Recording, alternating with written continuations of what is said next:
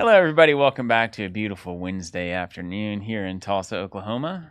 I'll put on my radio voice for the podcast. You really did. Usually about an octave higher than this. A lot more excited, a little more passionate, a little more scratchy sounding.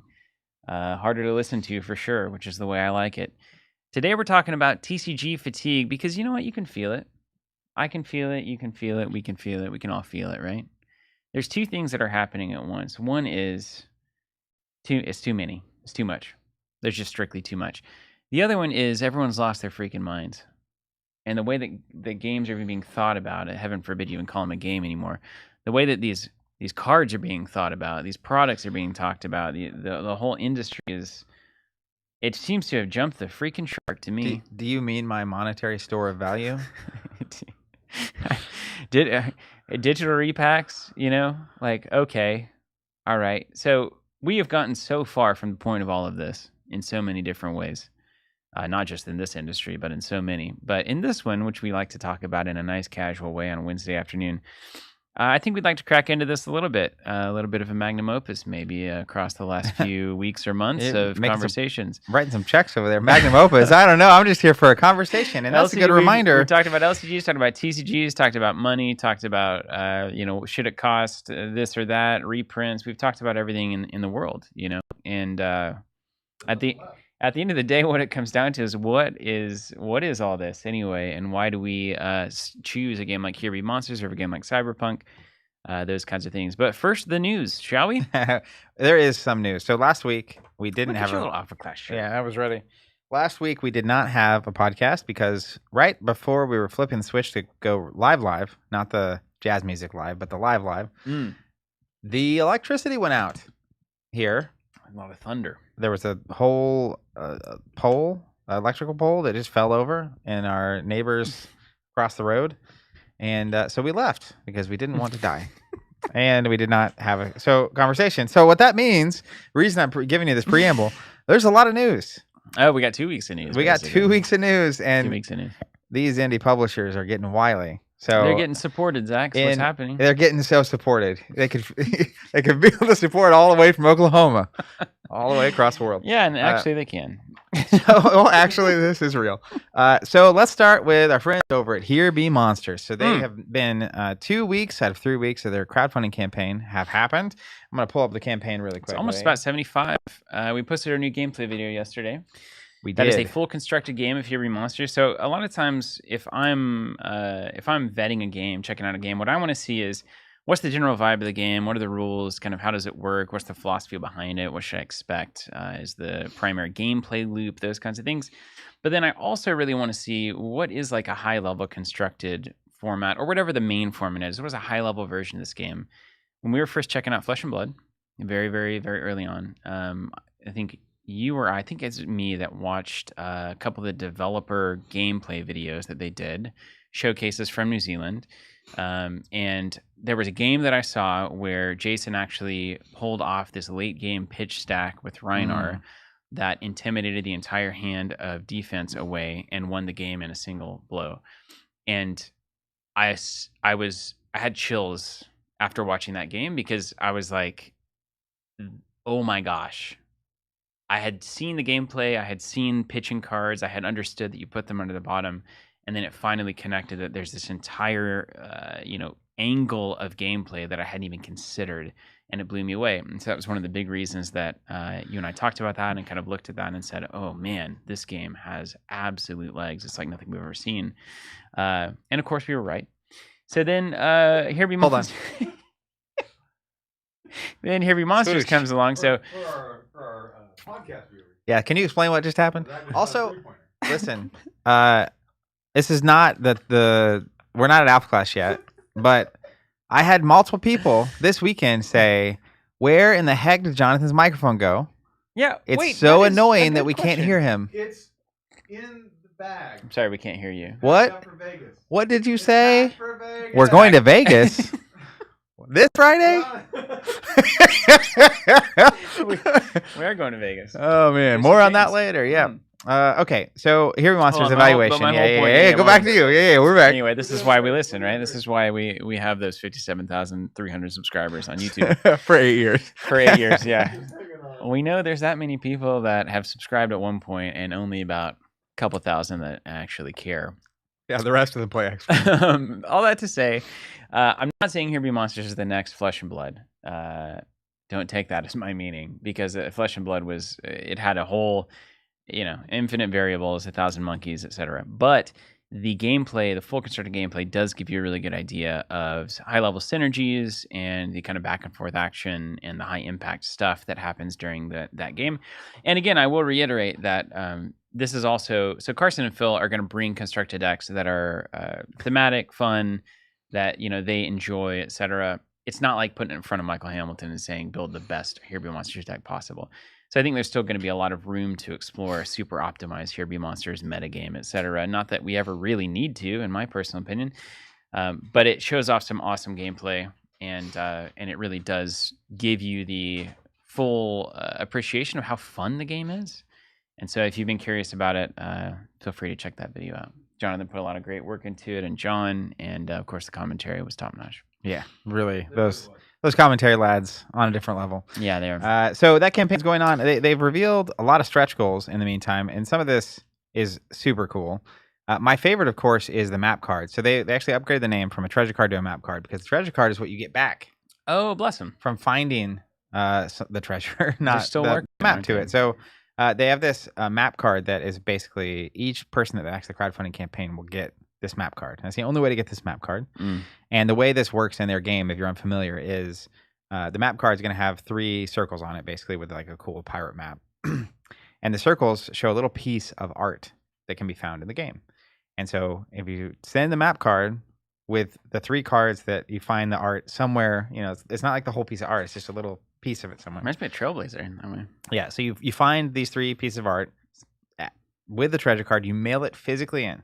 The map card. The map and the cards. And then you will get back, seemingly, somehow marked map plus cards that you sent in, so you can't use them again, and also a treasure card that is associated with that. So there is a treasure card you can't get in any other way besides back in the campaign. And then once you get that in, you find the cards that are on your thing, send it in, and they will send you back a treasure, which is cool. Super cool. And then they just announced they crossed the 70,000 line. So they showed off an alt-art Cannon Floof, which is, I think, Carson's favorite character. Carson's obsessed with Cannon Floof. He says it's Ronan, or no, what did he say? It's Sword Beast. Yeah. But I don't believe him. Yeah, they're trying to push the Floof on us for sure. They're trying to make the next Pikachu or something, Pikachu is Pikachu, man. Pikachu is so popular because it sounds like Peekaboo, and I seriously will not let that go. Because when my daughter is watching Pokemon, which I have done, and she hears Pika, she's in. Yeah, it's suddenly... Because everything we've ever done is Peekaboo, Pikachu, and so she loves it. It definitely starts you on a good foot. Yeah. But he's also an incredible character in the show. Anyways, so they revealed that. They also revealed a set of 5 alt-art ship cards that if they hit 80K, they're around 75K right now. So if they hit 80K, everyone in the crowdfunding campaign, I think at $25 or more funding, or as a backer, will get that set of ship cards, which is super, super cool. 25 is sort of the base level pledge, where you get a stowaway box, which you can play like a sealed 2-player game with, which is super awesome. Anyways, if you haven't checked that out, check out the gameplay, check out the campaign. They're in their last week. It'll be ending next Tuesday. There's probably $5,000 worth of money in the chat right now in there. What? That's a hilarious. Go back. You want to shake them down. Like trying to think about how to quantify the value of the people watching. The description of the stream is "Have we lost our way?" And I'm over here. We get $5,000. Yeah, now you just start leaning in. All right, all about the money. Next up, let's go to our friends over at Alpha Clash. Do you have Hub World in the notes? Yep, the news notes. Great. Yep, love that for us. I just want to make. I have a Hub World thing. And okay, yeah, we have Hub World. So this past weekend, Alpha Clash hosted the Progenitors Gambit, which is their version of a national championship in Des Moines, Iowa, and I was there. I got the T-shirt / sweatshirt. You know what? It does look good. Yeah, it really does look good. It's got a bit of a kind of a Vegas feel to it, like gold for a reason. Yeah, but it's got a Des Moines feel. They had a championship belt. No way. Yeah, and somehow, miraculously, Michael Hamilton walked away with it. I don't know. Michael Hamilton won the championship? I'm so sick and tired of this guy winning everything. I'm just kidding. I love Michael. Doesn't it feel, though, do you feel like you're going to the chess tournament and the machine is going to be there? Like the deep blue or whatever, deep red is going to be there, and it's just like no human can beat this. So what the heck is the point? You're playing for second, I guess. I don't know. I mean, that's actually a really potentially good segue eventually into the topic. What is the point? I don't like that. Because I definitely don't go to Alpha Clash events thinking I could win. And it's still worth going. It's super fun. But you almost did. Almost is a stretch. I almost got the opportunity to play Hamilton in the finals. To lose to. To get the honor of being there. Do you beat Hamilton in testing? And does Hamilton play worse in testing than he does in person? Like in real life? Like, not, those are all real life things. In the event. I do beat Hamilton in testing. He doesn't play any worse in testing than he does in real life. He's just so insanely consistent. And consistent in ways that are, I guess, unexpected. Mm-hmm. Or like when he has opportunities not to be, he still is. So you could hand him a deck he's never played before, and he can crunch through the decision tree and make the right choice. Sans experience. Yeah. So like we need to like learn it. Yeah. It's and like he just savants it. He can just see it before it happens, basically. Yeah. So, and I feel that slap him across his face all the time. Yeah. It's like, man, I have to lose 50 times to understand that concept, and you just nailed it on the first try, which is crazy. But it's also wonderful having him as a teammate, right? Because it gets you to the top 4. yeah, it does.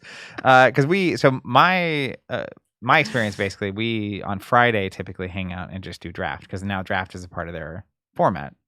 And so honestly, Fridays are some of my favorite. It's this really interesting thing, and it does actually tie back into the topic of not the fatigue, but what's the point? Because having the event that gets the group of people together the Friday before the event to hang out and jam and try to solve the draft format together, that process is the most fun part of the process.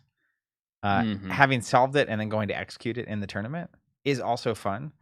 But there is just something about that, like it reminds me of cramming with friends for a test in like college, where like you're all together on Friday night and it's like, oh man, we really got to do this thing, and you're staying up and you're having all these conversations about everything, and then you go take the test.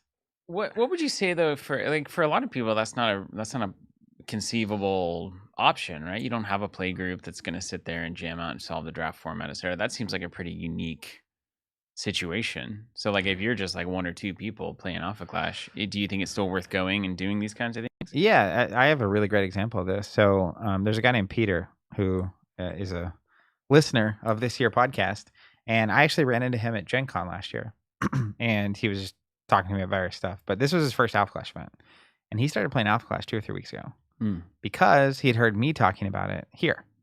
And well, you can write the check right to you. That's right. And he only lived a couple hours away from where the event was happening.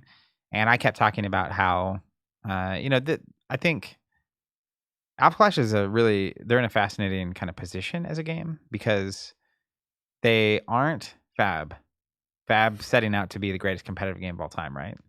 But they also aren't Sorcery, where it's like, for the most part, more target at the kitchen table. You know what I mean? But it is, it is. They're doing the slide, the competitive slide.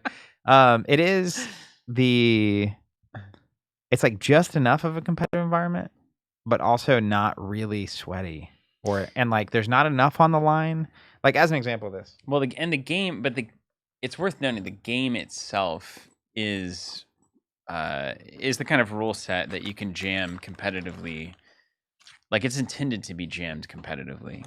Yeah. There's not a lot of evocative overhead, I guess I would say, like in Sorcery, where there's a very, very big, high concept thing happening. I mean, you're playing and tapping dudes. So, like, it's the same kind of vibe. It's a quick, competitive vibe, which does mean that you can get through a tournament, you can play some games, it's like intense, you can go. Well, and it's got this, love it or hate it, it's got what I would call crunchiness. And a lot of times this comes out conversationally as like there's a lot of text. There's a ton of text. There's a lot of text. And like talking to Ryan Roper, who was there, love Ryan, and there's some card, and it was actually not that much text, but there was a card literally in the new set. And when you draft in, you kind of have to use every ounce of this fish. Every part of the fish. And there's a card that when we were driving up, and so actually it was a drive for us. So I convinced Eric and Tim, my brother, finally to come to one of these events. And we were just driving up, talking through all the cards in the new set that we could draft. And there was one we got to, and we talked about it for 30 minutes. Wow. And we still weren't sure how it worked. Mm. And it wasn't like overly actually complicated, but we were just crunching through it. And so the thing about that, Took you though, 30 minutes to read it, or was that the discussion? no, there was a debate on does it work like A, B, or C kind of way, like based on commas, semicolons, etc. Well, the actual or lack thereof. the actual thing we were missing is the card told you to engage to exhaust a card, which exhaust in many games I've played is just code for tap. Yeah. Which is turn it sideways. Yeah. And in Alpha Clash, there is engage and there is exhaust. Engage is tapping a card. Exhaust is basically double tapping a card. Yeah, there you go. And so the way the timing worked out, it was like you would already be engaged. So why is it telling you to do this thing? And it's like, well, maybe it actually means this. And like we were really trying to figure it out. Anyways, I say that to say like it is, there's enough crunch there that if you play card games, like I think about when I learned how to play Middle-earth TCG, and it's not nearly that. But like there's an effort that is required to do the thing. Mm-hmm. You have to really want to. And like if you're going to compete, you have to climb that mountain, so to speak, and they don't have rotation, so there's a lot of cards back there. And like Eric chose to play Entropy, which means he can literally play any card in the game. Ugh. So he's trying to build a deck that is unsolved, and he's examining 1,500 cards or whatever it is. So God Did he bless try him. to do this in like a week? It was like 3 weeks. Wow. But that is also a tantalizing puzzle, isn't it? And Eric Wainwright is also built different. But anyways, it was a really good time. Peter came. It was his first thing. There was a father and son pair there, and it was their first event. And they'd only been playing like a month, and so there's a really good vibe. And it's just such a smaller community than like a big Fab Pro Tour. So if you're looking to get into events, actually, it is way more accessible to people than like a Fab Pro Tour. Yeah. I mean, I think you could go to a Fab Pro Tour and do side events and like witness, but you couldn't actually participate in a real meaningful way. And there were people participating that had not been playing very long. Yeah. And then there's Michael Hamilton, yeah, which is the thing. And then also they have these, which is the best prizing in tabletop gaming. I remember our Monster Apocalypse tournaments and stuff. You know, it's probably 30 to 40 people. Is that about the same? Yeah. size? So that like your actual competitive community is like. It's usually 30 to 60 people, depending on the events that are happening. Wow, those are cool. Yeah, they make these. I'm adding it to my shelf. Show them to the podcast listeners. Yeah, you can see it live. But they do these really cool. This is my favorite one. They have bounties. This is kind of like Sorcery's doing the Avatar: The Realm event. Mm-hmm. It's a little different. Sorcery later this year is doing top performing player of each avatar with a winning record. It's got me absolutely inspired and motivated. Crazy, right? Yeah, it's a problem. Whereas Alpha Clash is doing, they choose one basically contender / character of each color. The top performing player of each of those characters gets the bounty. And the bounty is this full art, no text version of the character. And they don't have the winning record clause. So even if you're the only one, then you get it. Yeah. So our game theory there. Our team's goal going into this event was we wanted to get every bounty.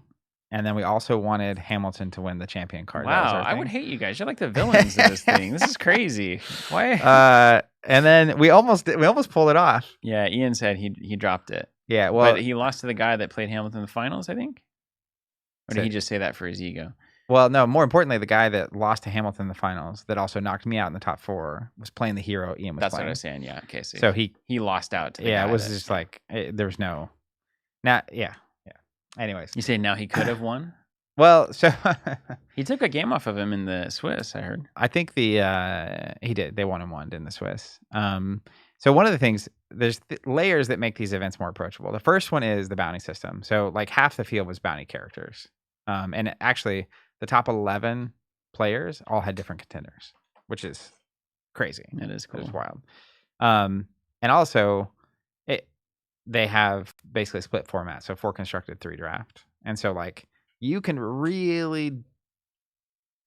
need to do okay with the constructed if you can do really well in the draft. Yeah. To then be the top performing player for a bounty. Yeah. And so I think that's where Ian's real opportunity was in the draft. Yeah. and that's where I think He did say, yeah, he did dropped. say that. He dropped some games did say that that. could have flipped the script and done the whole thing. So, anyways, definitely check out Alpha Clash. They have a loaded event schedule through the rest of the year. They're going to Salt Lake for their Pro Tour later this year, which is they'll have a bunch of events. They actually announced they're doing a team event there. Oh, yay. Which is cool. And then December, I think they're having one in Vegas, a Clash Ground. And then they have these all over the world. They're in a lot of regions, actually. Mm-hmm. They're really cool. I think Brazil is one of them. And then Philippines has always been big for Alpha Clash, which is extraordinary. Lovely. One reason. And they got the PvE crushing, too. Yep, I know a lot of people are PvE 2 is out. coming in and playing PvE. It's a super cool box. And last note on Alpha Clash, Comic Book 5 is coming. So we spun up orders for subscriptions. Charges have happened as of this morning. They're going to be shipping next week. And you can find all 5 of the first 5 issues on the website now. Still available with the exclusive alt-art promos for each of those, if you haven't caught that. I'm really excited about that story. Yeah. Look at Nerd Herder 545's comment. It's the comment. I mean, this is the comment. We get this comment every day, every year. Everyone's feeling this. Not everyone. Maybe us old-timers only. That's kind of the comment. I mean, don't you feel that? I feel it. But don't you feel it in the sense that, like, can anybody who always had Instagram really understand what it was like before Instagram? You know, it's a theoretical, imaginative exercise, not an actual experience. I mean, they could just get off of Instagram. But they can't. I mean, they can't. You can, but the world isn't, and so it shifts everything. Like even the idea of somebody would have followers at all is a concept that is like not. Whether you're on Instagram or not, you know that this post got 20 likes means X. You know, like it's still driving the national conversation. It's still the way that people get discovered. It's just anyway. More on that. Your comment. Or can you read the comment again? Yeah. Or at all? Yeah. As longtime TCG players, do you feel that some of the OG magic of TCG constructed formats, as in limited card pool access and varied local metas, has been lost in the age of the internet? Yes, and that's exactly what I want to talk about today. Yeah, 100%. Beyond 100%. All right, carrying on. Flesh and Blood. Warrior Mastery Pack pre-orders were charged this week. Released August 7th. So if you pre-ordered that and have been charged, you'll be getting that shipping just a couple days before that event or before the release date. And then pre-orders are up for Usurp the Throne, which seemingly features Chain. I'm just waiting to see if Viscera exists. And another Flesh and Blood related news is this weekend is a Pro Tour in Las Vegas. And we're going. We are? Kind of. We're going on Friday. I'm not playing in the Pro Tour this Friday. And I'm really excited. We're doing a table time gameplay that is very special for FAB. I'm just waiting to see how much you're going to say. And I'm not questioning you. Like, I'm happy to say more about it. I'm just staring like we didn't talk about how much we wanted to say about any of this stuff. So well, if I'm you're following your lead on that. If you're listening here on the podcast or watching, this is the inside scoop, I guess. We're going to... Steve and I played a game using very old decks of Flesh and Blood that we used a long time ago. And we're going to be doing commentary with James. James White. Featuring those decks, assuming something doesn't go weirdly wrong with our flights and whatnot on Friday. But anyways, leave possibility for that to not exist. But that's the intent. And I'm really excited because we originally crafted the Table Time show to occasionally do something like, here's a gameplay video for Earthborne Trailblazer, or Here Be Monsters. And then those projects just kind of happened right about the time we were ready to be doing the show. And so we kind of started with that, even though that wasn't expressly the intent from the beginning. But that'll be, it'll take a little bit for that episode to actually come out. But that is the kind of episode that gets me really excited about the format in general. That's like the intent of the format. Is a lot of games that we don't sell, basically. Just a lot of throughout history, card games, etc.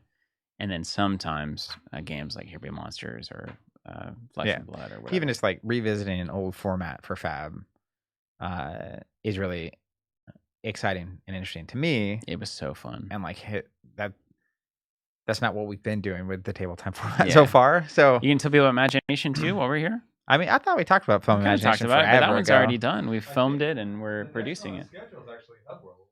We're working on the Hub World video right now in Table Time format. Yeah. That's right. So we got a Hub World game coming down the pipe. There's a lot of Table Time. We've kind of unleashed it a little bit here. Yeah. You've been unleashed. Been charging up. Here we go. Yeah. Anyways, I'm really excited about that. And if you're going to be there this weekend on Friday and you see us, definitely say hi if you're interested. Would be happy to catch up. And there's gonna be a lot of people there that I haven't seen in a minute, so I'm I excited guess about that's that. true. Who's going to be at Vegas for FAB? I guess we should ask our Discord. That Now that it's official and you said it out loud, I didn't know how secret it was. well, to me the podcast and the Discord is like you're basically here in the office with us. Well, that's kind of all we do. We do table time. But if you're engaging with us there, yeah, you can have the information. So nothing is secret because like the only avenues that we use to communicate. That said, no, we post on social media. Do we? Yeah, These days? Yeah, we Lindsay's sure do. doing that? Lindsay is doing that. Speaking of which, when we get to the Covenant section, we'll have another. We didn't hire Lindsay her to post special. on social media. We hired her for the ads. That's not exactly true. On to the next piece of news. Sorcery. Sorcery launched some new dust rewards, and man, I can't wait to have Steven tell you about this one. What happened here? Have you been following the drama? Well, yeah, the tea is hot. Woo! What a setup! Dang. Okay, I didn't know. I was gonna give like kind of a reason thing that came in on Macho Man Randy Savage. I mean, the cream always rises to the top. Can you believe what's happened? Yeah, what did happen? I mean, I don't know. It's Did you mean to say it? No, I do you know had what it. happened, but it's just sorcery stuff. I don't know how it happens and why it always happens, and it's just like every time they do anything, they're able to make just a massive amount of energy. Is it positive energy? Not always.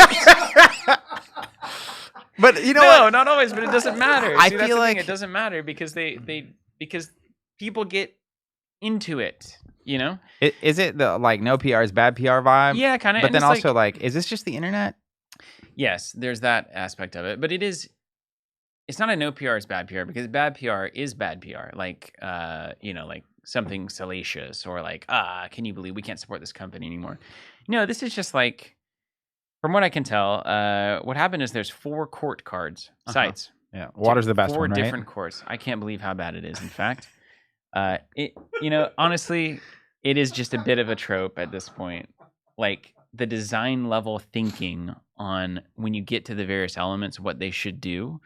I don't know who's involved in that or who's having those conversations, but your logic is deeply flawed. Now, I will say, water is extremely crucial to the sewage system.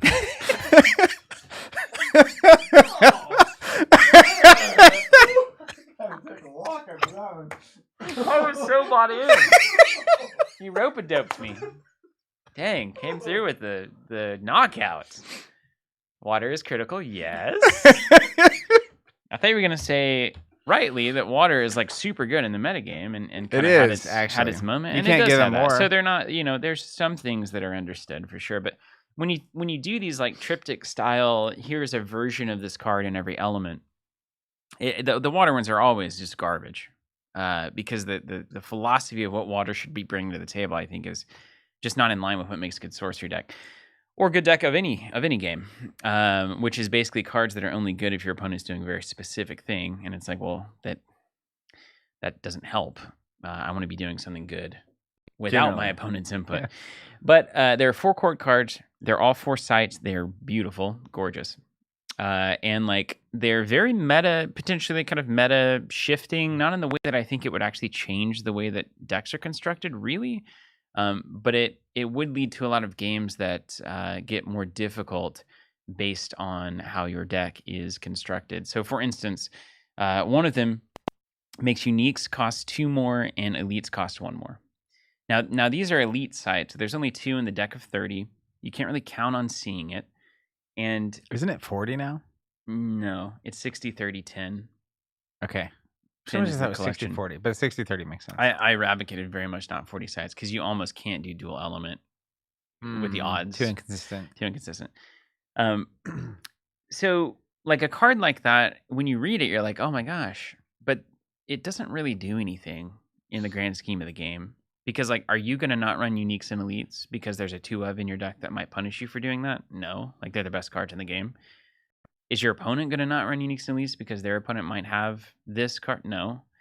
So it doesn't actually matter in terms of the metagame in my take. Like, maybe cards like Atlantean Fade and these things that are punishing uniques maybe you are rewarded for running a little bit more on the ordinary, exceptional side of the curve. I just don't think it matters.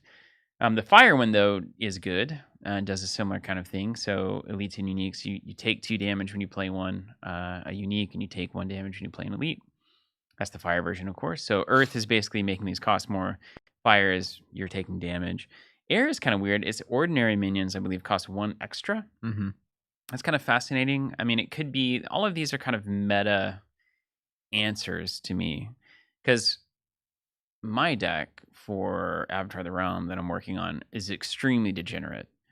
And one of the degenerate things that it can do 5% of the time, according to the hypergeometric calculator, is the Chaos Wish combo, which is where you have a Ring of Morrigan, you stand next to your opponent, you have a Cathera mechanism, which means you control all random outcomes, and then you play Chaos Wish, which says cast a random spell from the game. And you do that to cast another Chaos Wish and another Chaos Wish, and so you do that 20 times. That's 20 pings, takes them to Death's Door. And then the final Chaos Wish random spell that you get to choose is Courtesan Tyus, which means you take their next turn, and then you have them attack you, and you win the game. So it's a degenerate combo style deck. Now, those kinds of decks get wrecked by a card that says uniques cost 2 extra to play. So it's not that it changes the entire like meta thing, but it could turn off certain combos, which I do like that a lot. That's very good. And I think the ordinary minions cost 1 more is a similar kind of thing, where there are various loops that you can find with like Town and Hamlet and ordinary minions and Grey Wolves, and maybe some of those things are just release valves to make sure that if this does become a thing in the metagame, we'll have an answer for it, so that you don't change the base game of sorcery, but maybe you're less incentivized to go for the degenerate combos that can be interrupted by these things. The real thing about this, though, is that they said, now I haven't fact checked this, I didn't get my reporter hat on. There are two pieces of this that were problematic. One is these were released on the Dust Store, and the Dust Store is a rewards program. So it's like if you go into your credit card and you can shop for things using your points. That's what the Dust Store is, and you get dust by playing in events, doing well at organized play, and buying product. So you got a little scratcher on the back of every booster box, you scan it, you get a certain number of points. Later down the line, you can spend those points in a special store that sometimes releases exclusive things, and these are on that Dust Store. Okay, no problem. They're very expensive on the Dust Store. Okay, whatever. And then they went up unexpectedly, and just people randomly found them, are like, oh my god, these new cards. And then Sorcery Chase came out and said, like, oh, oops, like, we weren't supposed to launch these. Now, is that a third-party problem? Probably. Was it an accident? Was it an accident? Did Sorcery, was it a mistake? Was it a time zone issue? Who knows what it was? Anyway, they eventually actually get launched. I think that maybe happened twice. They get actually launched, and then it comes out that they are not in a future set. So, kinda. Did they clarify that? So, I saw a screenshot of Chase posting in a Discord channel. Now this is the internet. And I, again, hold on, where's the announcement? Let me just look at the it's Discord. worth reminding everyone this is a conversation, not a conclusion. This is not a news channel either, and this is not objective. I can't tell you how biased I am. We don't have the burden to do anything well, in fact. No, it could be well. It's just not unbiased. Don't understand what you're getting here. Anyways, I saw a screenshot from Chase saying it's not tied to any set. Okay, well, what does that mean? I don't know. Well, then why announce it? It sounds like the implication, and it's the common belief in the community right now, is that the only way to get these cards, period, is through the Dust Store. Yeah, that's the belief now, is that this is mechanically unique cards that you will only be able to get with Dust, not through normal set purchasing, which is random and new and unexpected. Well, and then you have to ask, is Frost Mage versus Lava Mancer a set? Yeah, you do have to ask. Or are these cards in that set? Yeah. That would be interesting. And then, and you have to ask, like, is there a benefit to just clarifying that on their end? Yeah, well, so there's like a lot of layers of maybe topics and conversations here, right? Like publisher communication. It going up early, not great. It then going up and it not being, and I haven't really looked to see what's actually there beyond the screenshots I saw, but like how clear is it? Mm-hmm. What's happening? It does seem like that it's been clarified. The only way to get these is going to be the Dust Store, which then beyond publisher communication conversations, the next layer of it is a reward system where you can cash in to get cards, and that's the only way to get the cards, good, bad, or something in between. Yeah, and if the only way to get Dust, or if the best way to get Dust is to play in local events, then you're just basically saying for people who are playing this game in an organized way, here are some meta shifting cards that you now have access to. Does it affect anybody who's not doing that? Really shouldn't. No, I mean, you could proxy it if you really wanted to play it, but also if you're just playing kitchen table, does it really matter at all? You don't even know they exist. Yeah, so really, if you're buying boxes, you get dust. If you're playing in events, you get dust. And so if you want to be a collector and collect the cards, you should be buying boxes anyway. Yeah. Right? Yeah. Or dust code. You can buy dust code $10, $15. At least you could previously. I think the most negatively impacted people are people not in the U.S. Absolutely. Because right now, all the dust film is happening in the U.S., and if you're in Australia or New Zealand, like and New Zealand being where the company that makes the game is from, It's so expensive. it's very expensive and it takes a long time. And you're now doing this to get, 8 cards if you want to get the whole play set, or 6 really. And they're so expensive. And the Nuff wasn't more bad. It was like 300 dust. Oh, was it not? It's 1,800 for the foil versions of the cards. Okay. But then if there's any uncertainty, it's like what I don't want to do is spend dust or pay $48 to ship these to New Zealand if this is actually ever going to come out in anything. Yeah. So being very clear on that, that's where I think communication is so important. But I don't know. I think there's a hugely negative reaction to the idea of cards that are exclusively like you can get them in some other way besides in booster boxes. And I actually just don't agree with that almost at all, especially when fundamentally you get points to buy these things by interacting with the game in essentially any way. Mm-hmm. So my bone to pick with anything would just be communication. Yeah. Which is like, it would be really nice to, even right now, I haven't bought them yet. I'm playing an Avatar of the Realm. I don't know. I don't intend to buy them at if all. I need them or if I want them. I'll pass. If I do, I want to test them before I buy them. Mm-hmm. They could sell out before I get. They've also said one thing is they don't anticipate running out. See, if that happens, that's a whole new problem. That's a different problem. That's a bigger problem. But if it's widely available for 300 dust for a playset of whichever element you want. How many dust do you get for a booster box? I don't know. 100? I feel like it's 100 or 150. Okay. But I That's haven't. right. 3 booster boxes worth of buying equals a set of the cards that you need. Yeah. Yeah. So I can understand though. Everyone's fidgety, man. Everyone's worried because they saw their great love of Magic the Gathering get sucked into a hole of exclusives, sellouts, FOMO, and secret layers. And so any sniff of that from the game that is basically being pitched as the great return of old school Magic mentality is going to cause a stir. I guess I just don't really get the upside of doing it. Yeah. I mean, I think it's cool to give players, if you're going to have the dust system, we'll just go in with that assumption.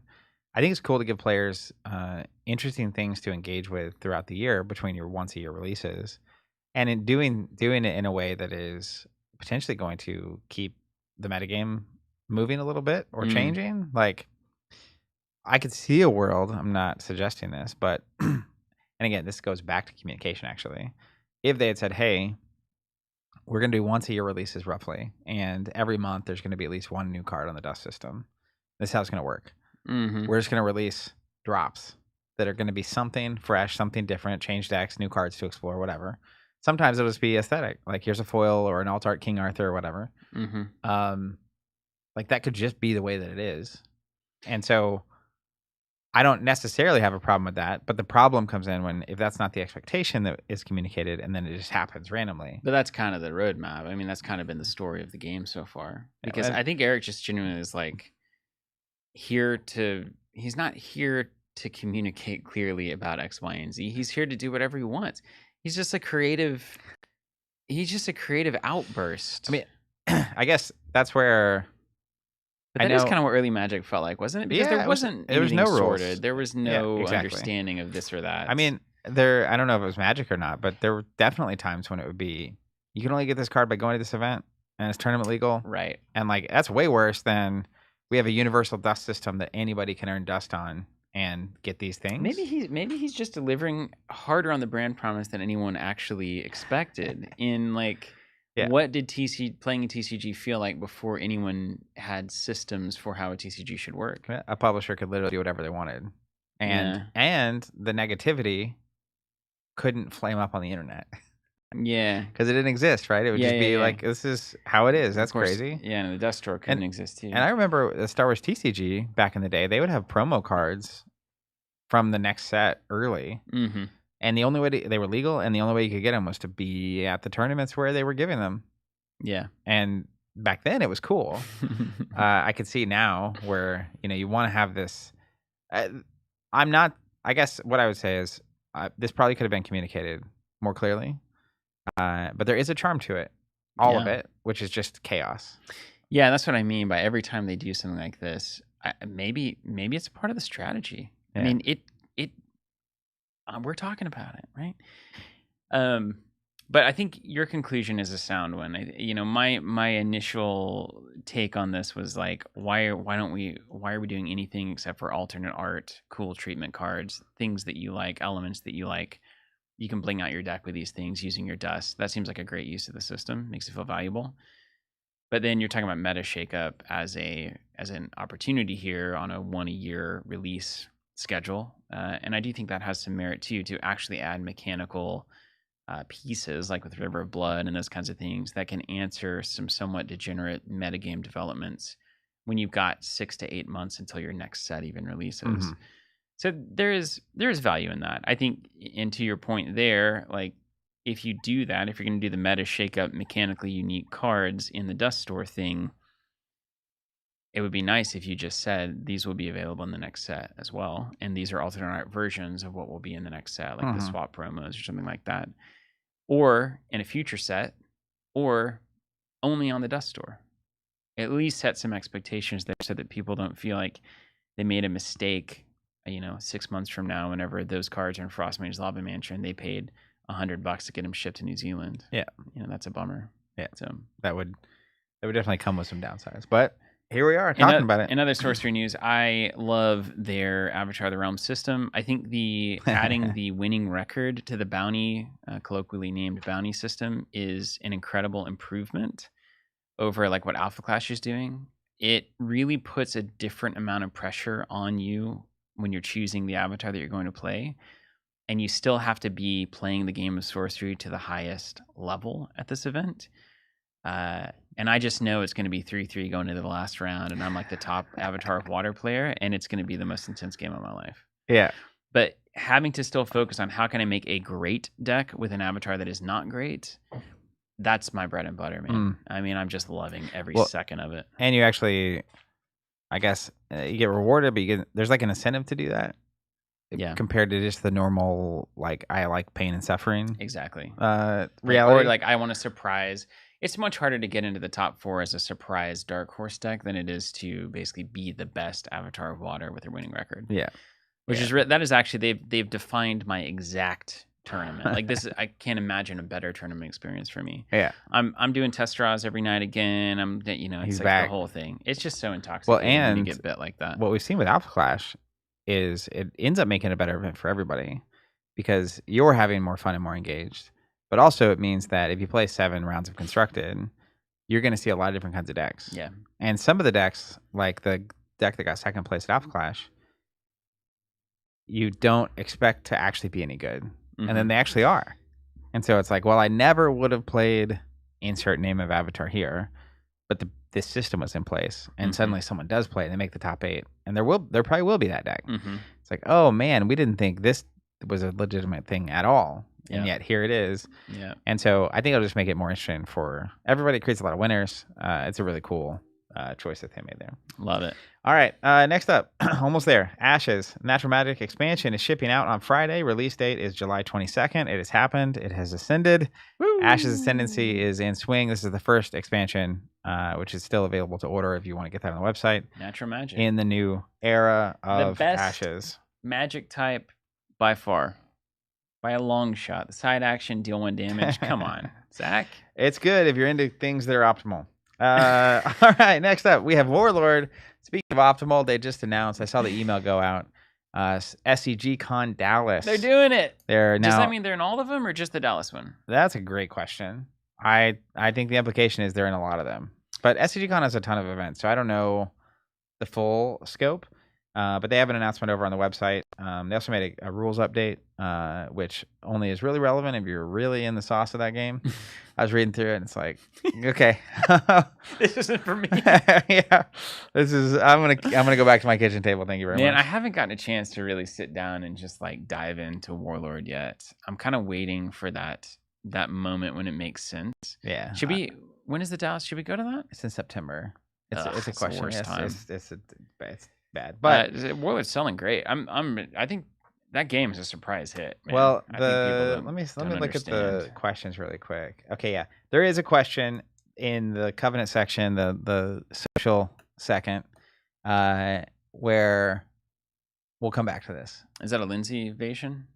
It's remember we did the hot seat questions last Went week. great. Yeah. I need a name for it. I don't know what the segment is. Social segment. There it is.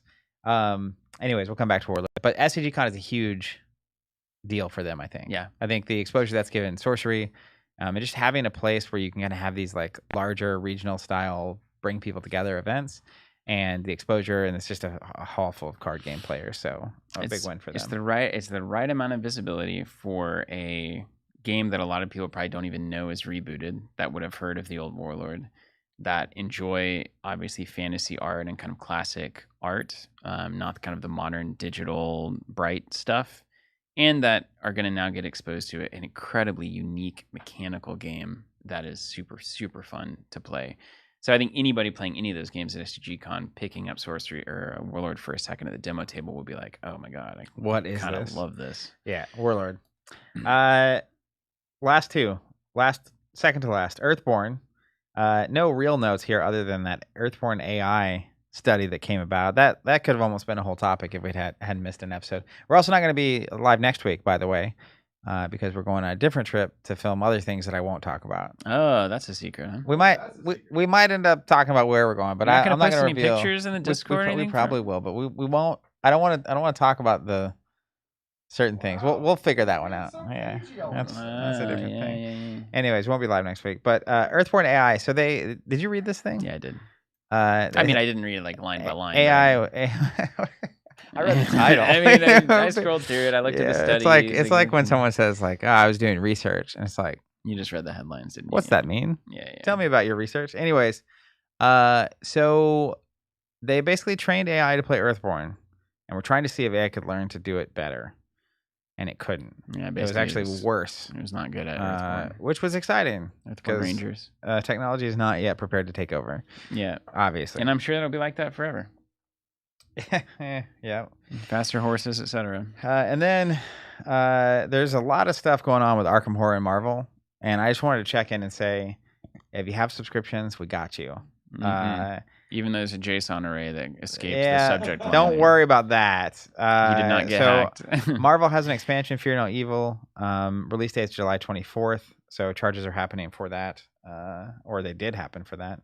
Jessica Jones and Luke Cage are also coming out in August. Then Arkham Horror has the Children of Blood expansion that's coming out in August. So it's just like whoosh, all of a sudden Arkham and Marvel getting fed. Yeah. All right. Covenant news time.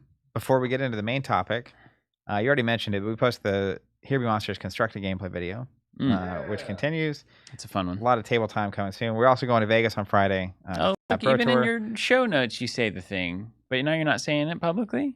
We're going to New Zealand next week. I'll let you connect the dots on that.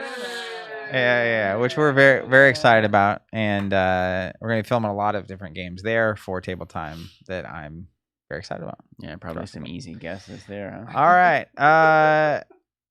Let's ask some. You have any other? Oh wait, you do. You have Covenant news. Hey, check this out. This is something that just came in. This is we didn't plan this one. You can't see this in the podcast, obviously, but it's a black 4x6 I'll provide you some meta postcard. description. Yeah, black 4x6 postcard. Beautiful fulfilled logo right there. Kind of an iteration on the F of the Phoenix shape from the Covenant logo. Put a beak on it. And turn it into put a beak on it. It's kind of the head of the bird there, so still bird related for whatever reason. That's what we are. And then it has some text on the back, and the headline here is "Try these excellent games on the house," and this is going to be included in a package going out to every retailer on our fulfilled system. This is an alternative, I guess I would say, to traditional distribution for some indie publishers who want to use it.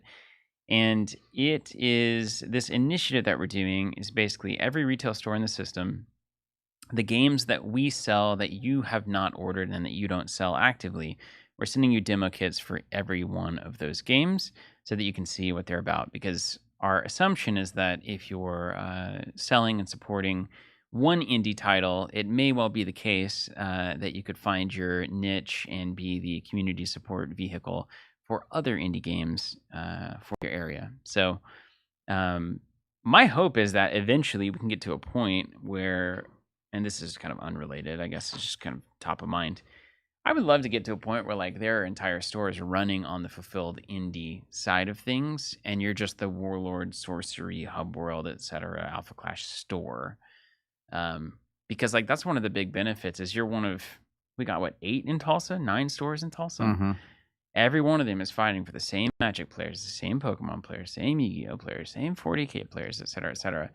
When you're the one store, and we were the store for the LCGs, you're the one store selling these other things and nobody else is. Like, it's actually a pretty sweet niche to be in if you're looking for a retail angle. So, anyway, we're trying to see if any of these other stores on Fulfilled want to grab some other indie titles. So we're trying to make that easy. This is just an example of one of the things that we're starting to branch out into with the new Fulfilled system. Yeah, and if you are a store on that system, those should be going out in the next week or so, and you'll get a notice about it, and then you'll receive it, and then, of course, if you like any of the games, you know how to apply. And it's totally free. Yay! All right, you ready for the social segment? Yes. I have some notes. Are you reading the notes? There is one specifically that says have Jonathan do this. Do we know how to do this yet? We've been doing this for We're 1,000 live. years, haven't we? Yeah. It's crazy. All right, here is the task that we each have for question number 1. Oh God. So You see, this is it's just the social media. we have to describe each other's character and Here Be Monsters, including type, power, name, and flavor text. Read what she wrote. It's better. Well, like if you were a character. Steven and Zach are now pirates and Here Be Monsters. Oh, that's the prompt. Describe each other's character and be fun. We're specifically told to be fun. Oh dear, Lindsay. That's triple than what I would use. Lindsay. All right, let me think about Steven's pirate real quick. It's gonna be blue, whatever that faction. Wait, we is. have to be fun? You can't manufacture fun, you know. Let's see. What are all the traits I got to come up with? You got to come up with. I didn't sign up for this to do work, man. This is like the one time in the day where I get to just like chill, and now I gotta freaking perform. Dancing, man. I'm dancing. I'm just having to dance. I don't like to dance. Name, flavor, text. So, type. Can you read that more? Type, out loud? power, name, flavor. What do you mean by type? I don't know. Type what? Pirate. That's what I think the type is. Let me just look. Let me zoom on a card. So there are other type lines here, like this. Like mythic or absurd. Bar Froggamew Hops is an authority / animal. The Peglegasis is mythic / flying. Yeah, so it's kind of Pokemon-y, but kind of not, right? Let's see. I'm being so fun, and I'm trying to be fun in a way that is not overly critical. What is your favorite? If you had to say a favorite, I know what your thing is. I got it. Okay, got it. Man, a fun Steven pirate name. I'm gonna have to. That's gonna be a struggle. Okay, so what do we do besides type? Authority is a common type. It looks like that seems like an obvious. You are an authority, right? You have the reins of some various things. Yeah, I see. What's after type? What do we do? Power. Power. Name. Like power, like what they do, not their like firepower. Or is it firepower? Porque no los dos. Okay. And then also like so card text as well? That would be on the power, yeah. Anything here is like the number and then also the ability. Okay. Type and then name. I mean the name is Steven. What's your pirate name? Mm. It's like the month you were born plus. Well, it has to be kind of a pun, right? Peglegasis, Octosaurus, or whatever, the Bart Froggamew. So what would you be? I'm so bad at this. I know. I know. Names are terrible. Oh, I got it. Tune in next week. Hold on, Zachariah. What would that rhyme with? Captain. Okay, so Captain. Oh my God! Oh! Captain Zach Sparrow. Incredible. Here's one for you, Zach, on the That's very funny. You know, yeah, Captain Zach Sparrow. Is Captain Zach Phoenix? Is that is that a joke too far removed? Another bird. You replace the bird, the sparrow bird, with the phoenix bird. See, nobody would get that, would they?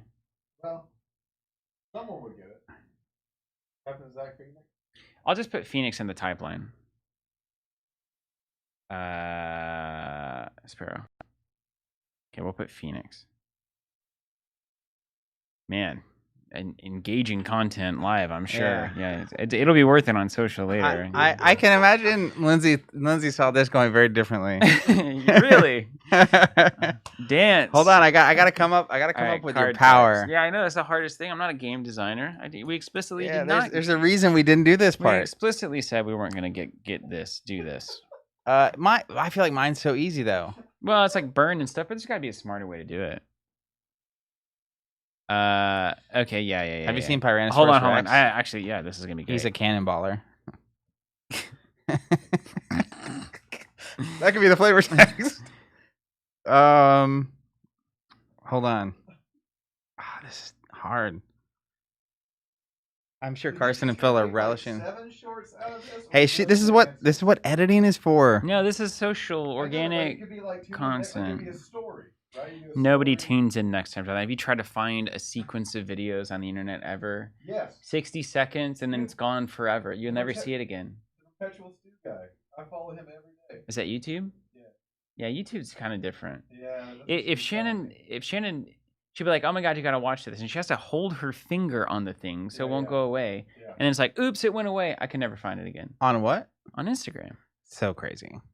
Like, the real trick is she should just. It's like a thought bubble that's constantly moving through and disappearing. It's the stupidest thing that we do as human beings. It has to be. You're giving me so much worst flavor text. Possible use of our human energy. It's like a vacuum cleaner. It's not the worst use. I mean, we've done some egregious things in the history of the world, but it's like a vacuum cleaner of potential, just sucking it right up. So I'm having trouble coming up with your power. You gonna put that on Instagram, Lindsay? Because right on the Instagram. Because like every effect that I'm thinking of that could go on a card is too good. Ah, yes. So that's not me at all. And you would be so uninto it. What would be like just fun to? I got it.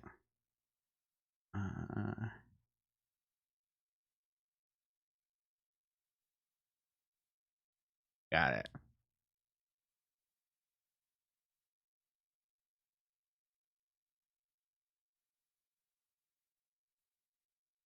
This would be great for Boom. the podcast, too. Yeah. They can just sit here and listen to us, right? The scrawling of pins. Okay, I got it though. I feel good about mine. Okay. I feel really good, and I'm not even one of the type lines I was originally going to give you was cranky, and I crossed it off. I'm going to be completely kind and genuine. Both at the same time. I'm going to do my best. Great. Chat's loving it, so Lindsay must be onto something.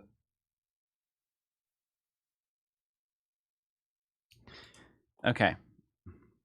You want to go first? Or you want me to go first? I'm ready. All right. You go first. Tell me my pirate in Here Be Monsters. Your name is your name is Steven Seaworth.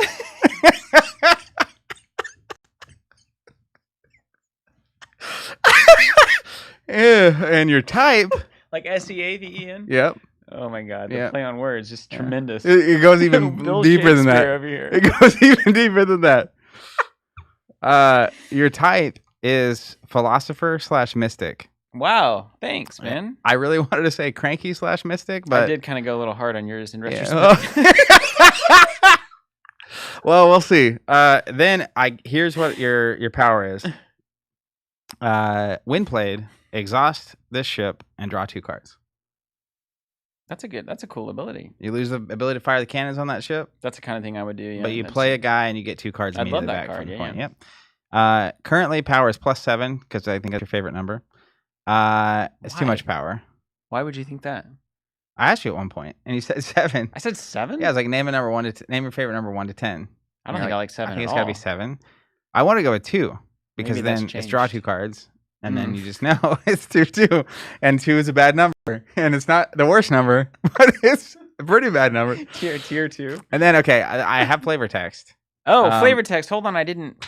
Well, let me finish. So Yeah. I have flavor text, which is related to you, the type line, and also the art that I had in mind.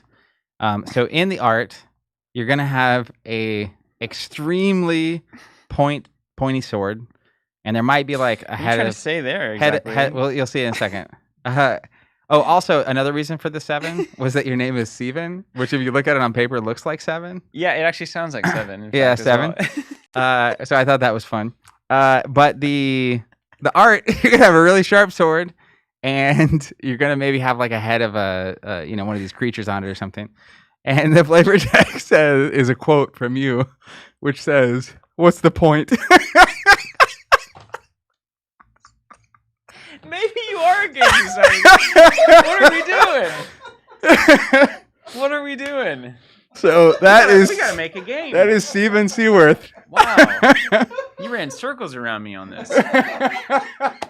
This is your true talent. What are we doing here? Why are we wasting time? Wow. That's really impressive. You've really done something today. I'm gonna go home and tell my wife what I achieved. That's like very clever. That's like exactly what a card would be. That's like exactly. I appreciate your kind words. Yep. Yeah. Kind words now, but then tell me what the card does. Yeah. So anyway,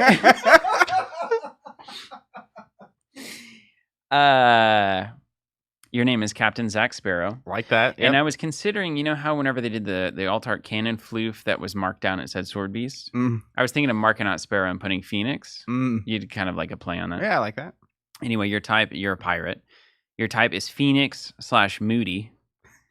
And you're not moody as a person, but you do like the Kylo Ren style characters. So I want this to be kind of like a Phoenix with like half of their face covered, and they like have like a cloak, and they're kind of like frowny smiling. You know what I mean? Brownie like, smiling. That whole so thing. this is more a character in the game I would like, less embodiment of me in the game. Yeah, but I don't know. Maybe you are like Maybe that. both. I haven't talked to your wife. Your power is +5. You get +5. I think that's nice. 5's a nice solid It's number. above average, I would say. Your card text is point to a pirate on play, when played. Point to a pirate that is a problem for you. Kill it with no downside. Give a speech about how it is fair and balanced.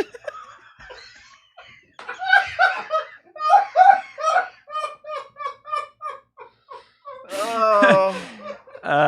And the flavor text is, it's hard because I have to choose.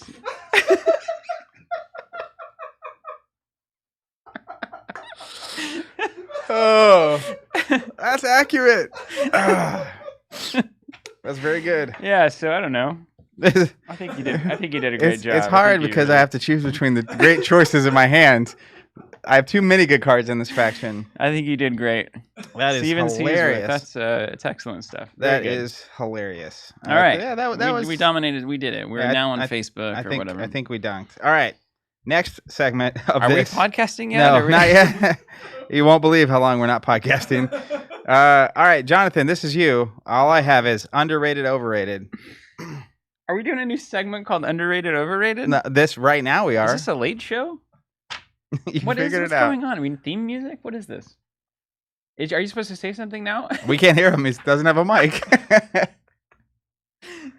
So, what's going on here? I don't know. So I got a list of games.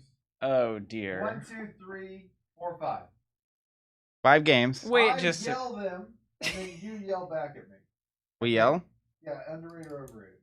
Don't think, feel with your gut. If Steven explains anything, Lindsay's going to be angry. Oh, this is absolutely social media right here. Underrated, overrated. I hate it, Lindsay. I hate everything that you're making me do right now. I have sacrificed myself to the machine at this point. I am a dead man in a suit. Go ahead, anyway. Legend of the Five Rings LCG. Bad. You told me. No, it's overrated or underrated. I don't know how it's rated. How do you rate it? I don't know. It's bad. It's accurately rated. It's overrated if you rate it at all. I think that game is not good. It's the worst of the LCGs. I've said that before, but I'll say it again, and I'll tell you anything you want to know about why. I think it's accurately rated. But is it rated poorly? I think it's rated mediumly. But some people love it, as with any game. And they would be overrating it. Yeah, that's what I mean. So, like, but I think that the average consensus was average. Okay. Which That's I think good. is reasonable. It has real struggles. It has too much complexity in the wrong places. Hidden information is way too relevant in that game. It's a great example. See, Lindsay hates this because I'm not supposed to. Yeah, it's fine. She can cut it. That's the beauty of cameras, isn't it? You can't have. We found out with L5R that more hidden information does not mean more interesting strategy. In fact, it's the opposite. Because if you have so many hidden variables in your opponent's hand that can be played at instant speed, it means that you cannot actually determine a strategy at all. So it feels like a game of Yahtzee at a certain point. And then you get to a super high level, everybody knows the cards they're likely to have, and you can have your game. But even at the high level, that was the problem. It's like the illusion that you could understand it for a while until even at the highest level, it's just flipping a coin. Like, well, you either have A, B, C, D, E, F, G, or not. You got the fan or whatever. And you kind of just do your thing. And I think the art was amazing. I had fun playing it for a while. And then I have games that do this where until the illusion is really broken, you feel a certain way about it. Then the illusion gets broken and you're just over it. Yeah. You realize it's like, this is not actually fun. Yeah. And the system they had with the Mono no Aware was just so underutilized. So underutilized. Super cool mechanic. Because you had these battles that were dictated by this weird hidden information bid game that you were basically playing, when it could have been so on the board and so about what you're investing in and seeing that unfold over 4 to 5 turns as it's put, not based on what's in your hand whenever it comes to battles. So yeah. I think zooming out on that game now and looking back, it's a game that essentially was failing to balance trying to make it feel like the old game and also having a lot of ideas and not choosing one. Yeah, that's exactly right. They should have just stuck to the old L5R system with a little bit of improvement like Android Netrunner, or they should have totally reinvented a different game and used this system for it. Yeah. But even so, I wouldn't have liked it. But maybe it's just not for me. I don't know how things work. Overrated, underrated? It's overrated. Equally rated. It's overrated. If you rate it at all, I think it's overrated. Great, 4 more. 4 more. We're yelling. I'll yell it, but could one of you say the name? You could slide it across the table on a paper, and I'll read it out to the mic. You could also pop it up in chat, and we'll just see it on the screen. Yeah. Can you write it in chat and then pop it on our monitor? I can do that actually, but you'll still have to say it out loud. Okay. Yeah, we can do that. Okay, I will announce it. I'll be the reader. Okay. And then we'll both give the answer as soon as I'm done with the announcement. Okay, Zach, overrated or underrated? Star Wars LCG. Underrated. Overrated. Terrible game. Do I even like any games? Don't know. Overrated or underrated? Zach. Overrated or underrated? Zach.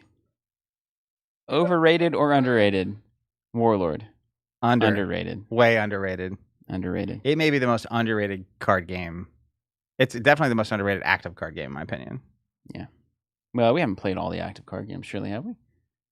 There could be some real gems out there that we haven't even touched. Like, what if Pal Guys is good? Pal World. Guys. What if Pal World is good? Yeah.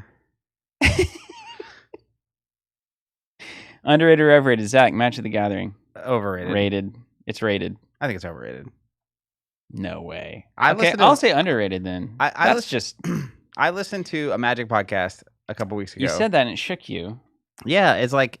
Wait, are we talking about the game or are we talking about the totality of the thing? I'm talking about the game. The game design, like the system itself? Like the system itself in a vacuum, are we talking about? Or are we talking about the game, like the whole game? I think it's overrated. As a system. for Generally. managing card combat. Yeah, sure. Yeah. Like compare that to Netrunner. Same designer a couple years later. It's not even close. But it is close. I've actually played a decent bit of Magic. It's fun. I think Magic's great. I'm going on record. I'm saying it. I think Magic's as classic as poker. But it's rated. You know, it's rated. Like there's no. Everyone's rated it. I feel like no one thinks it is classic. I'm not saying that. It's just it's not like poker at all, though. Like poker. What's the best way to say this? Like poker is playing games of cards down to their. It's like the minimum you could possibly do, and the flexibility to basically play 1,000 different games with the same stack of cards. Versus Magic's a very specific thing, and you could technically make up different rule sets for this. Yeah, they're called Commander and but like all that stuff. I don't know. Just if I were, I just think it's overrated. I think for me, it's like an impossible question. Again, this one's for Lindsay. It's an impossible question because you can't even think about trading card games without having it as a reference point. So what was it like to have a blank card game canvas and to say we're going to spend some of these cards on resources, and those resources are going to spend to play other cards that are going to get progressively more powerful, so that over the long term of the game, whoever spends those resources more effectively by putting custom decks together is going to be the winner of the game. And the strategic thing, like, it's the entire universe we live in. So it's just hard. It's hard to separate. I guess for me, I'm just thinking about the game because as a game that impacted our lives in industry, I don't think there's a way to underrate it or to overrate it. Right. Yeah, to overrate it. You can't stress how critical it is to everything that exists in tabletop gaming today. As a game system, though, it's like because they had that thing, I think it can easily be overrated and is generally overrated. Like I think a lot of people that play Magic assume it is one of the best games of all time. Rightfully so. It's very popular. It's what everyone plays, and haven't even considered looking to see what else is out there. It would almost be like the Beatles in music, and I love the Beatles actually, but I also recognize that like there's a lot of stuff out there besides the Beatles. So it may be better than. I'm just trying. Yeah, go ahead. Last one. Overrated, underrated. Skytear.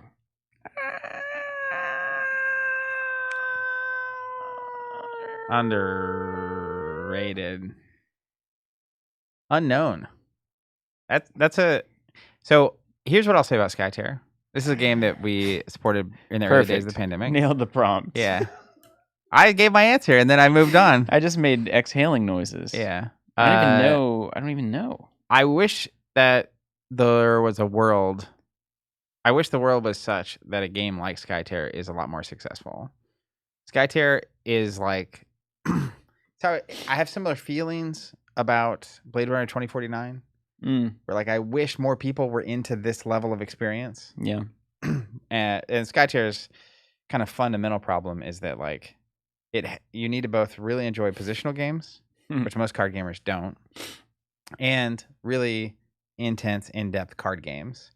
And so I need to enjoy a MOBA format. It's not particularly friendly for someone that's never played either of those two things. But as someone who's played both positional games and a lot of card games, it hits right in the pocket, and it's doing both of those in a way that is streamlined. Like it's down to the bare essence of that complexity level, but it's still at a complexity, like a weight level that is beyond what most people probably want. Yeah, and it's extremely unique.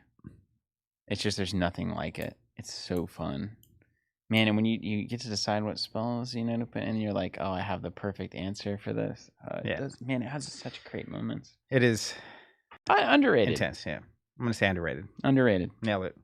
All right, that's it. There was another question, but we're just going to move on because we're running out of topic time. Tell me 30 minutes? Tell me about your topic. TCG fatigue / what's the point of all this? How you feeling? Tell me about you know what? Actually, let's back this up.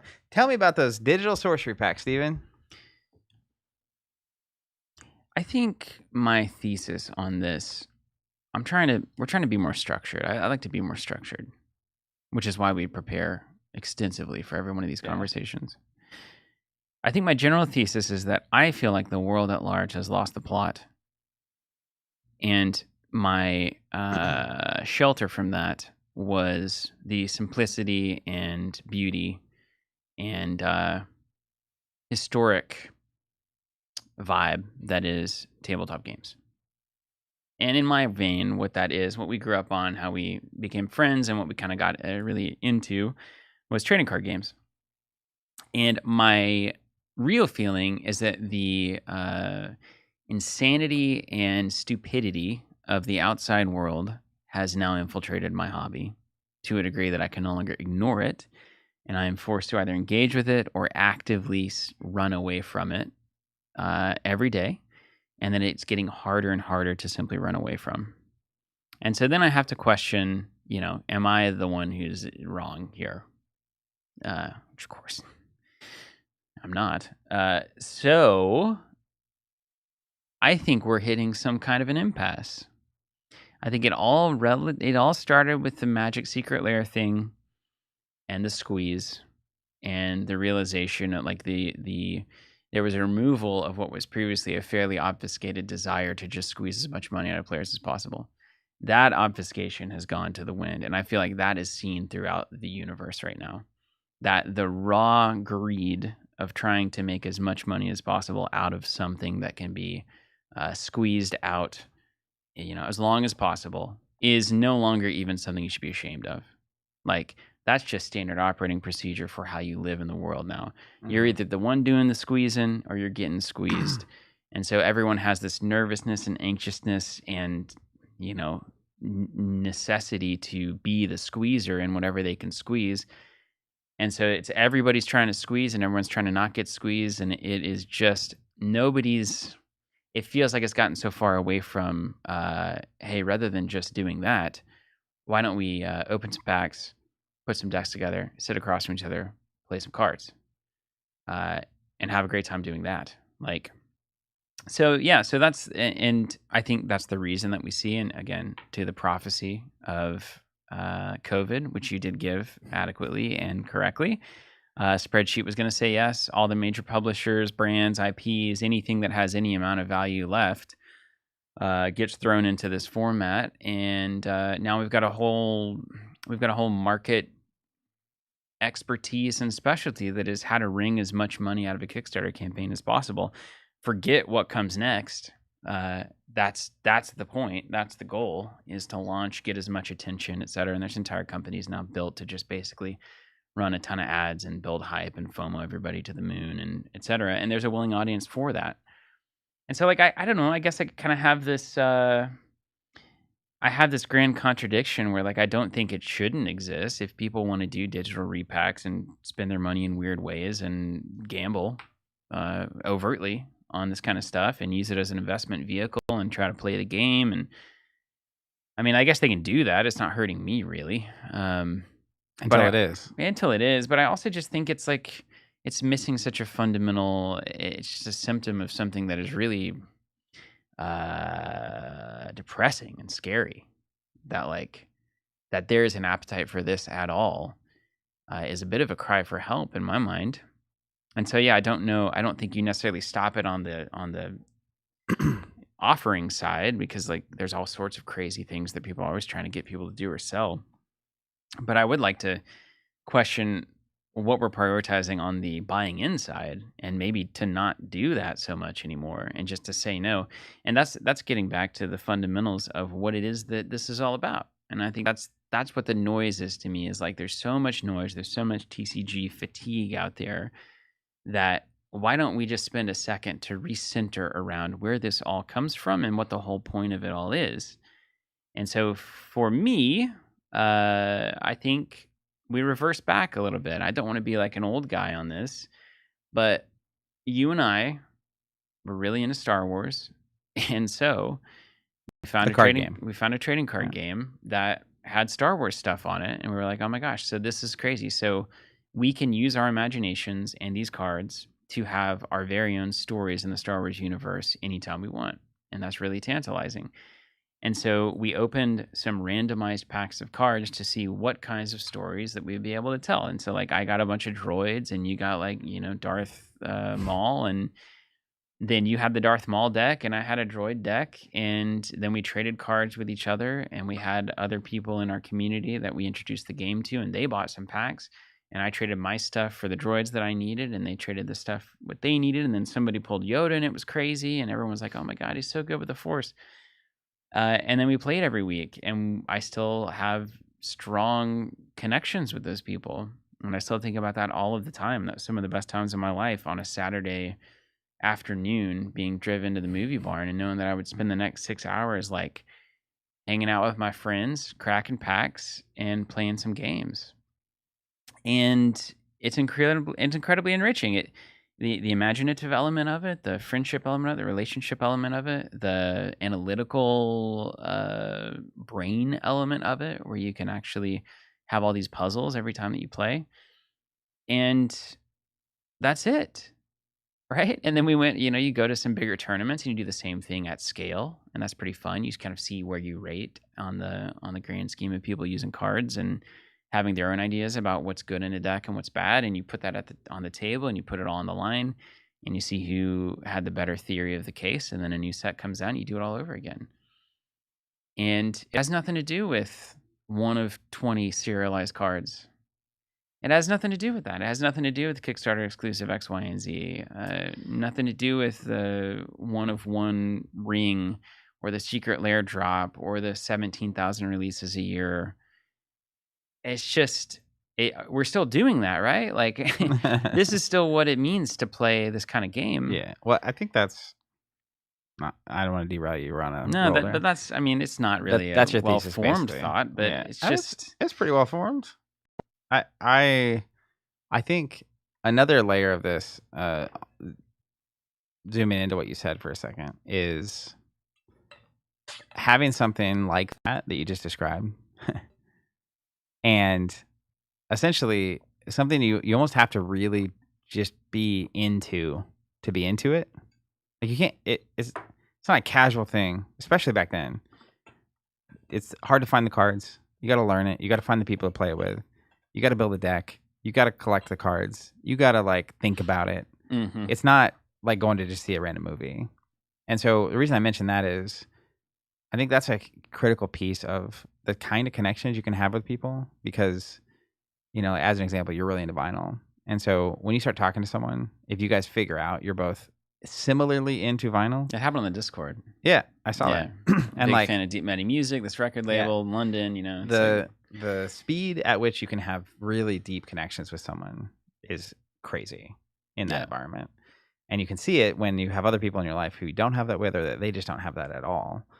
And it's like, wow, there's something going on here. That's really special. You have something on that? Well, do you think that is because you have to have a certain number of shared traits or background experience or value sets or whatever to have gone far enough down the rabbit hole to meet the other person in it? Like, by the time I'm meeting someone who plays the Star Wars trading card game, I can probably guess a few things about them, right? They've seen the Star Wars movies. Yeah. They're probably deeply into Star Wars as a property. And this was back when Star Wars was good, of course, so remember that. They probably are, what does it mean that you're willing to buy collectible cards and put a deck together? Like, 100%. you're probably a fairly intelligent person. You probably are interested in puzzles and analysis and analytical stuff. So there's just a number of things that you can short circuit 100%. and be like, I know this person is at least these kinds of ways because they're doing the same thing that I'm doing. It would almost be an extreme version of this would be if you get close to the top of a mountain and you run into someone, the number of things that you inherently have in common, and it's not just that you have experience climbing a mountain, but you are the kind of person who will go through everything you have to go through to get to the top of that mountain. And so to me, playing an expandable, collectible, and non-collectible card game, then and now, is like climbing a mountain, which is like, you can play card games on your phone. You don't ever have to physically get anything. You don't have to go physically find other people to play with. You don't have to store thousands of cards somehow and organize them and sort them. Like, you can just skip all of it Wouldn't it be better if you never had, like, you could just click a button and buy the pack and you could open it and then your deck would just be built for you. And then, like, you know, eventually the robots will just play the game for you. Like, wouldn't that be better? Like, you could just sit there and stare at a wall. Anyways, but really, I think you're spot on in that, like, when we're 14 playing Star Wars TCG, going to a tournament in Tulsa, an hour away, there are certain things that are probably very likely to be true in the Venn diagram, and also it's easily understood and known by both of us. Whereas in an airport, at a coffee shop line, you know, we have some amount of interest in that we both want to get a coffee at an airport, and we're both in an airport. But everything else might be different. We might speak different languages. We might be from different places. We might have different religions. We might have different priorities or life goals or any of that kind of stuff. But if you're willing to spend a Saturday afternoon at the movie barn playing the Star Wars TCG, that says something to a degree, and then that forms connection. Tissue. Yeah, you just have a platform from which that connection can grow. Whereas if I just ran into you in the grocery store, like, okay, yeah, everybody needs these. You also like Honey Bunches of Oats with almonds, like. Let's go grab a beer, you know, like, let's go talk about our love of cereal. So there's that layer, which you were just talking about. There's just so much there. And yeah, we're gonna say. So, well, so how much of this still right now? So we think about Here Be Monsters. This is the latest TCG. So launching a new TCG into this kind of TCG fatigued space is always a question for us, and always a big, like, kind of, where does this fit in the spread of games that exist that we don't sell or support, games that we exist that we do sell and support, games writ large? Why would you play this over X, Y, or Z? Or why would you buy this and collect this over X, Y, and Z? So that's always a very relevant question. But this came to the front of my mind because we are offering those free demo decks for Here Be Monsters. And there's been thousands of those that have moved out the door. And, like, the fact that people are getting a free demo deck, playing it with their spouse, friends, significant other, gaming group, etc., and then being like, I really enjoyed this. I'm going to back the Kickstarter campaign so that I can get booster boxes of these cards to play with these people on release. That is just refreshing because it's just something that you don't hear in the grand dialogue much of, like, I actually want to play this with people, and I'm here because of that reason. And so if it plays well and it gives me an experience that is really fun for everybody at the table with me, then we're going to put money towards it so that we can do that thing together. It's just with all of the sorcery thing is a great example. 4 cards, court cards, dust system. Is it exclusive? Is it not? Is it from the next set? Is it not? It's like, there's going to be a week plus of conversation about that kind of stuff.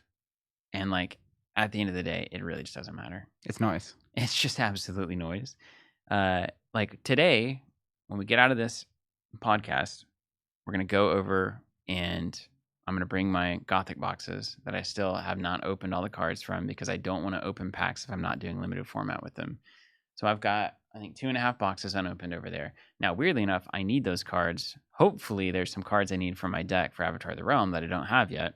Hopefully, they're in those packs. So going to take those over. The team is over at an Airbnb that we had because we're doing an event this week. And there's going to be a little, like, pool party, plus everyone who wants to can sit down and play some Gothic sealed. And it's like, I'm so looking forward to that.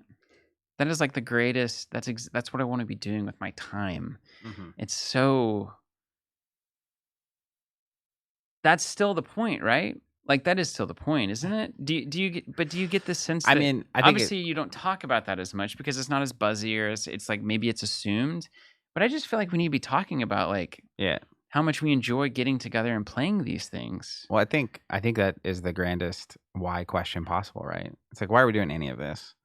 Why do we start a company? Why are we playing games? To this day, why do we keep doing this 20, 30 years on? And for me, and I just had this experience, right? I was trying to catch Eric and Tim up for Alpha Clash, where we went to Des Moines this weekend.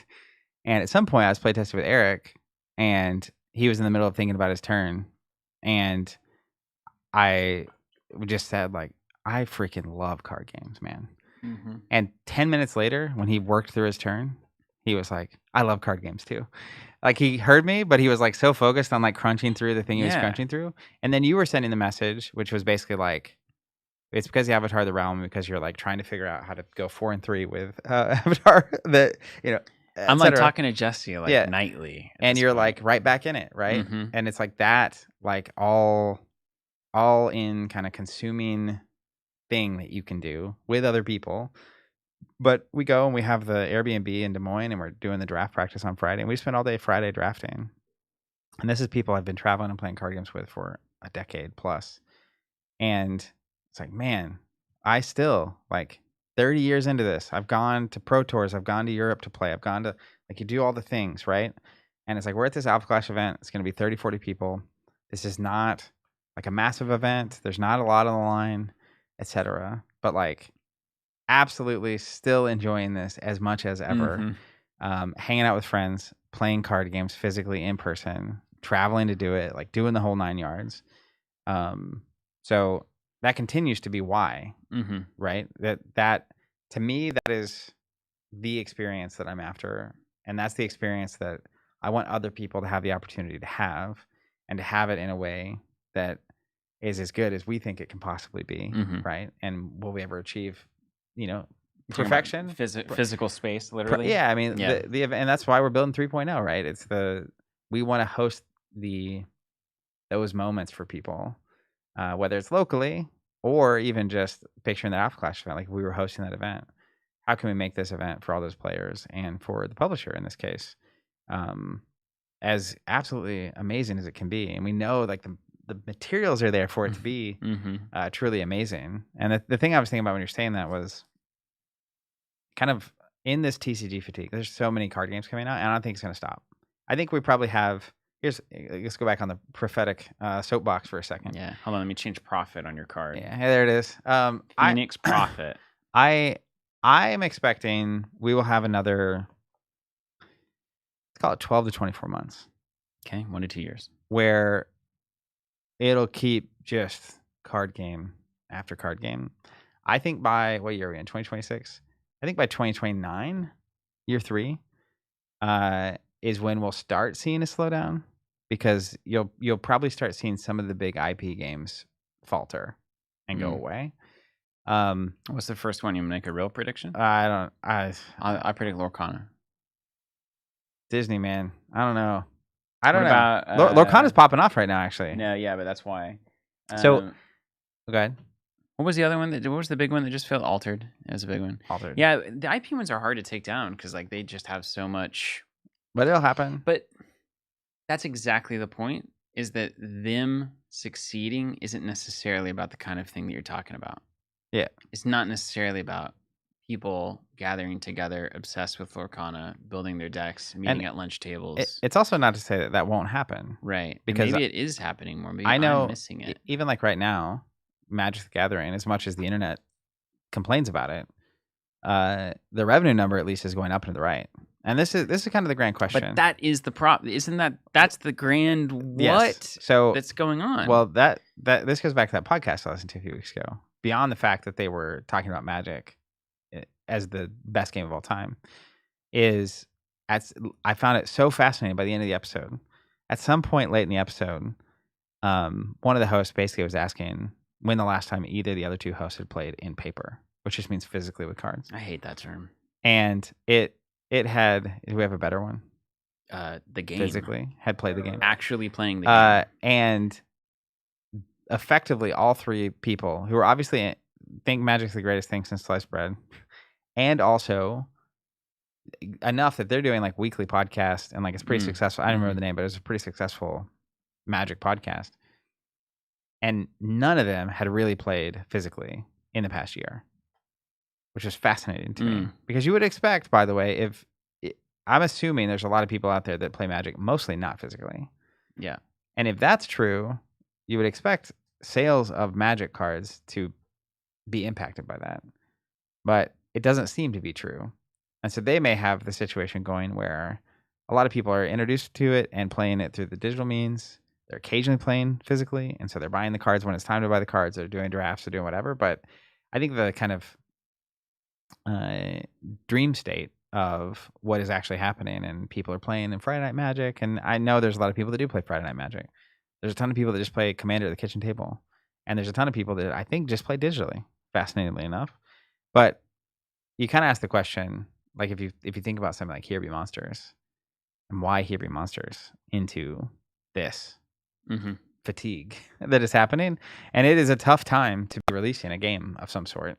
And I think there's a lot of answers to that we can peel back to a certain degree. But one of them is just the lack of noise and the I guess the sincerity of the approach that they have, which is they've been working on this thing for 5 years. They were making it one way or another.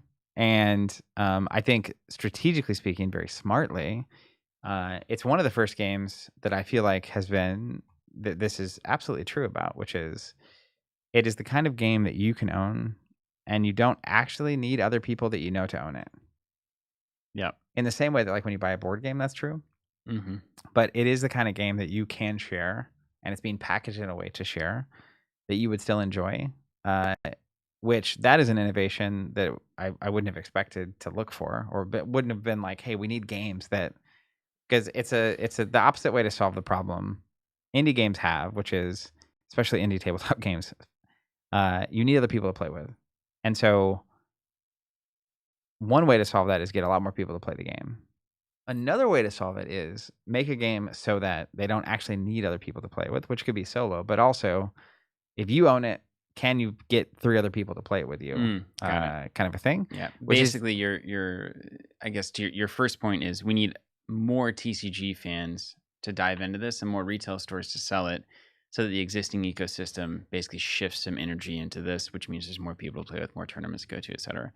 But the other direction is make a game that you can share and play with non-TCG players. Yes. Because that is actually 99.9% of the potential audience of this kind of game. Because like right now, I'm talking about Sorcery, good example.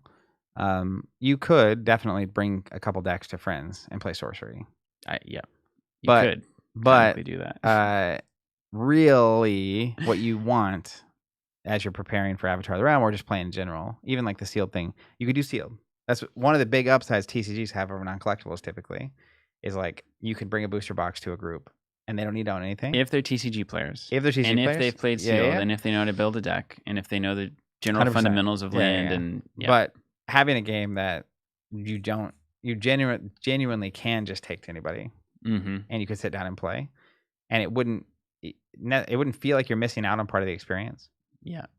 Is notable. Like you're talking about shared deck format, small. The whole thing. even just the approachability of the rules, how easy it is actually to teach. Like you could end up being constructed a draft pretty quickly with Here Be Monsters. Yeah. But the seal pool straight out of the thing being built for 2 people to play is like I couldn't even get a once a year big role playing weekend. I couldn't get any of those guys to play Sorcery. That's a leap. And they're the most primed for Sorcery ever. We're talking about rolling, barbarians with +5 charisma.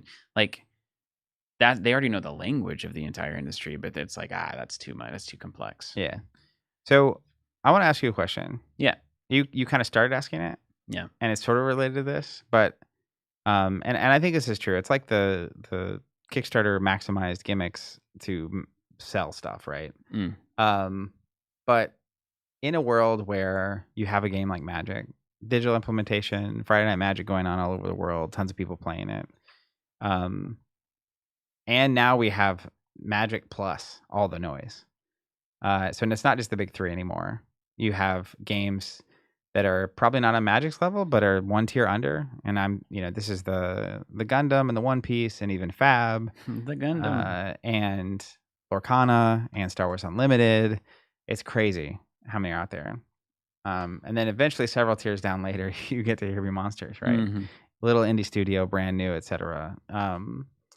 So I think it is true, regardless of the gimmicks and the noise, that there is fundamentally connection happening even in those games like Magic the Gathering. I know a lot of people love that game. when you hang out with other Magic players and you're doing your thing, whether it's at the kitchen table or Friday Night Magic or a Pro Tour or whatever it is, not even to discount any of that. But I'd be curious to know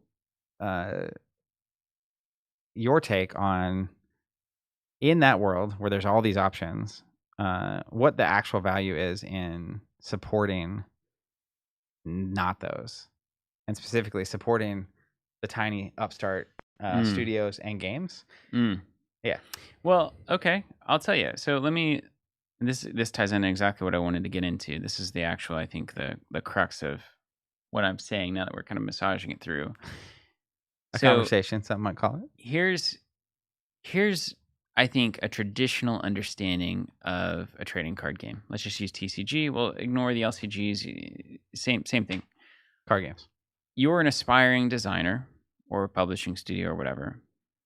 You think that if you design a really awesome game, something that's different, something that's maybe an innovation on what's out there, something that tweaks this or that variable or that offers a new experience with cards, that you'll design that game, you'll play test it, you'll get some people together, you'll like work on it, you'll refine it, and you'll get to this thing that is either going to be really fun and really cool and all of that, or that maybe will be a failure. And if it is really fun, really cool, etc., you'll produce it, you'll sell it to players. Players will fall in love with it because it's it's an offshoot of this, or it's an innovation on that, or it's a new thing. And then they will get together and they'll play it. And to do that, they'll buy it from you or a retail store or whatever. And then because they love it and because retail's selling it, they'll get together maybe at the local store. Maybe they'll host some tournaments. Maybe you as the publisher will host some big events. And people will play this game together. And then you release another set. And they'll like that, and mechanically it'll be fun, and it'll add to the potential of the game and all of that. And then they'll play it more, and they'll keep playing it. And then you release your third set, and they'll keep playing it, and on it goes. And that was kind of just, that's my understanding of what a TCG is.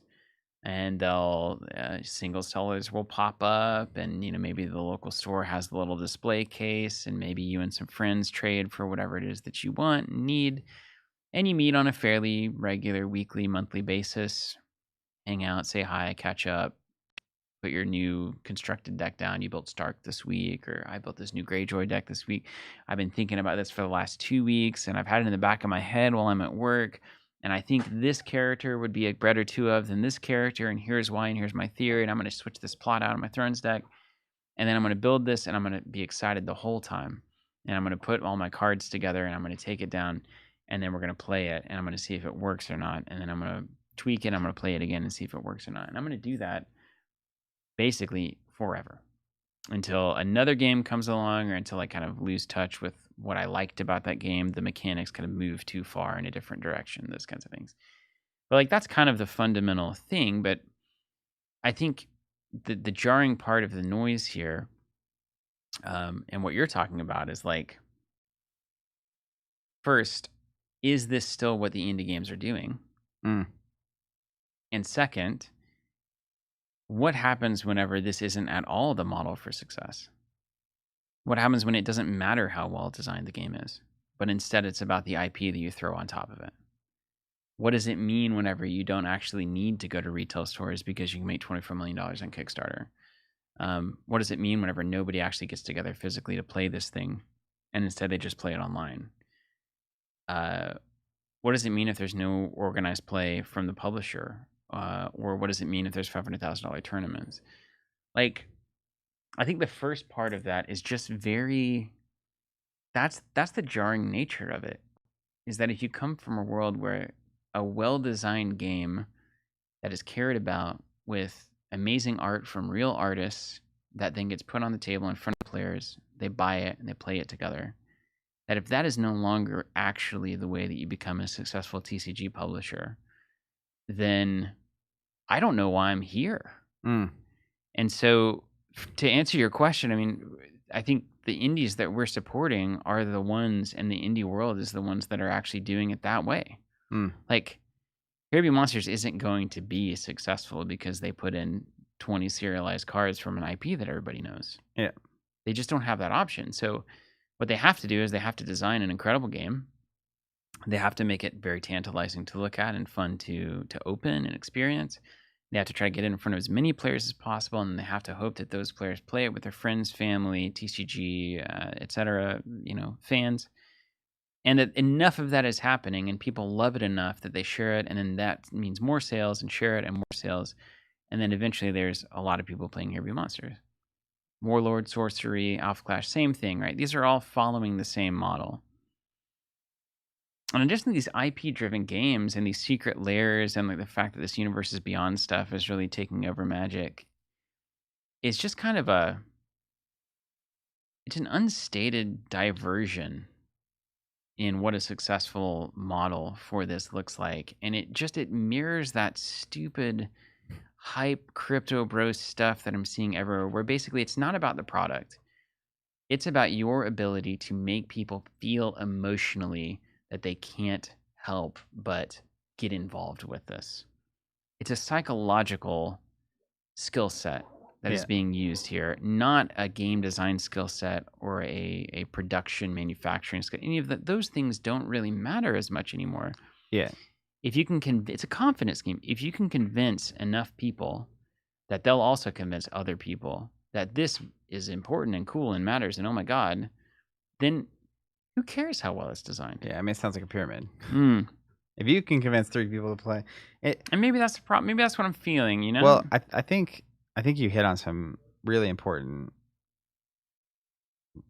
realities there, which is, and it's a shame too, because I feel like Magic specifically, not only being the entity that really started the whole thing, which was not an IP, and it was not any of these gimmicks, and they had their own original IP, and then to essentially abandon it in favor of these Universe Beyond. Started with I think Walking Dead was the first.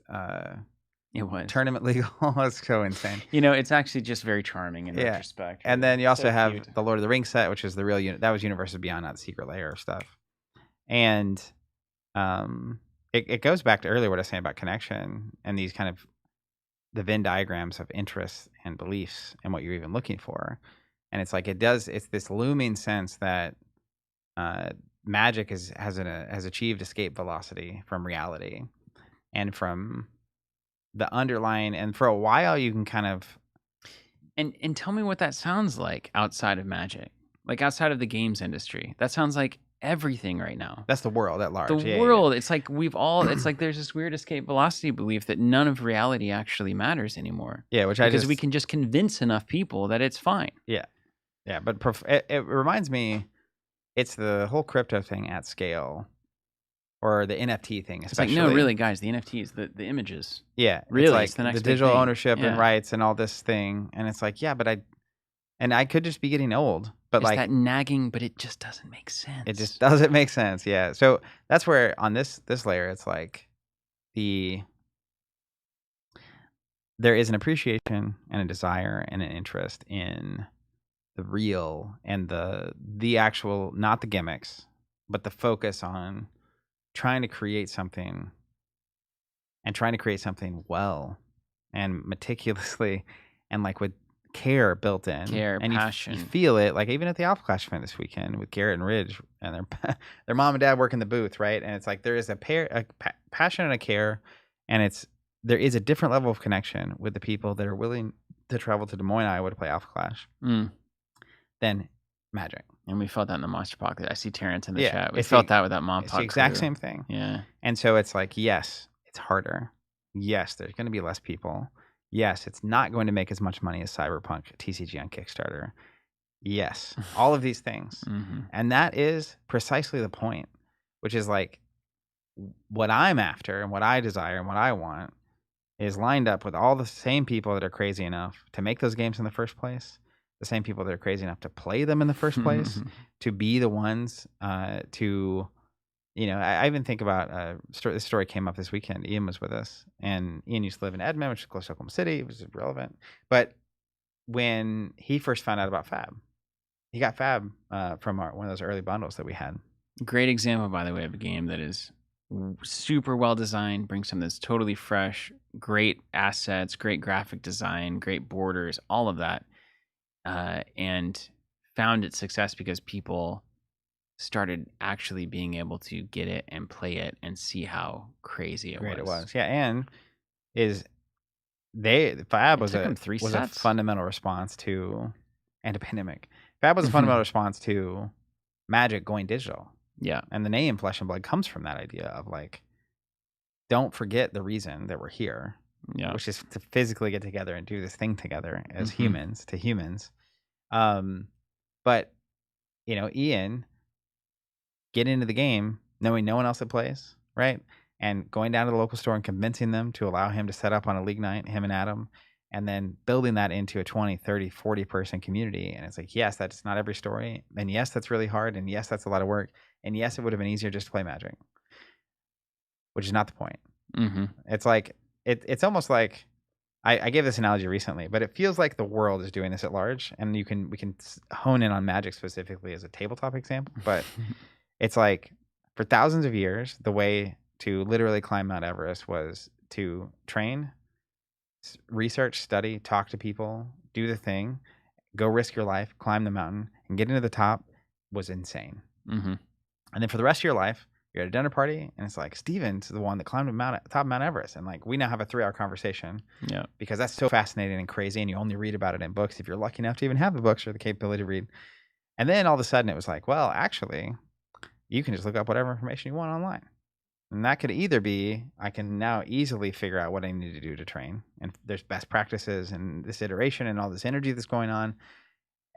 And then eventually it's like, actually, I just watched a 10-second Instagram short or TikTok that is what it looks like to be at the top of the mountain. And I'm tricking my brain into thinking it's the same thing as going through the process and actually getting to the top of the mountain. And it's like it's like there's this global or cultural forgetting of, and like it's assuming the point was to get to the top of the mountain. And that's where the value was. Like and it's the like, view from the top. Yeah, it's like, well, I can just see the view. It reminds me, it's another example that comes up occasionally in my life is I'd rather just stay home and watch the game. I get it. It's a better view. And it's like, if you've never been to an Oklahoma City Thunder game with 25,000 people cheering for the same thing, like, you don't even understand. I agree. It is a better view. Yeah. You can see the ball better. You can see the players And you better, don't have to drive an hour and a half. And you don't have to go park in the parking lot and walk in long lines and pay $20 for a hot dog, etc.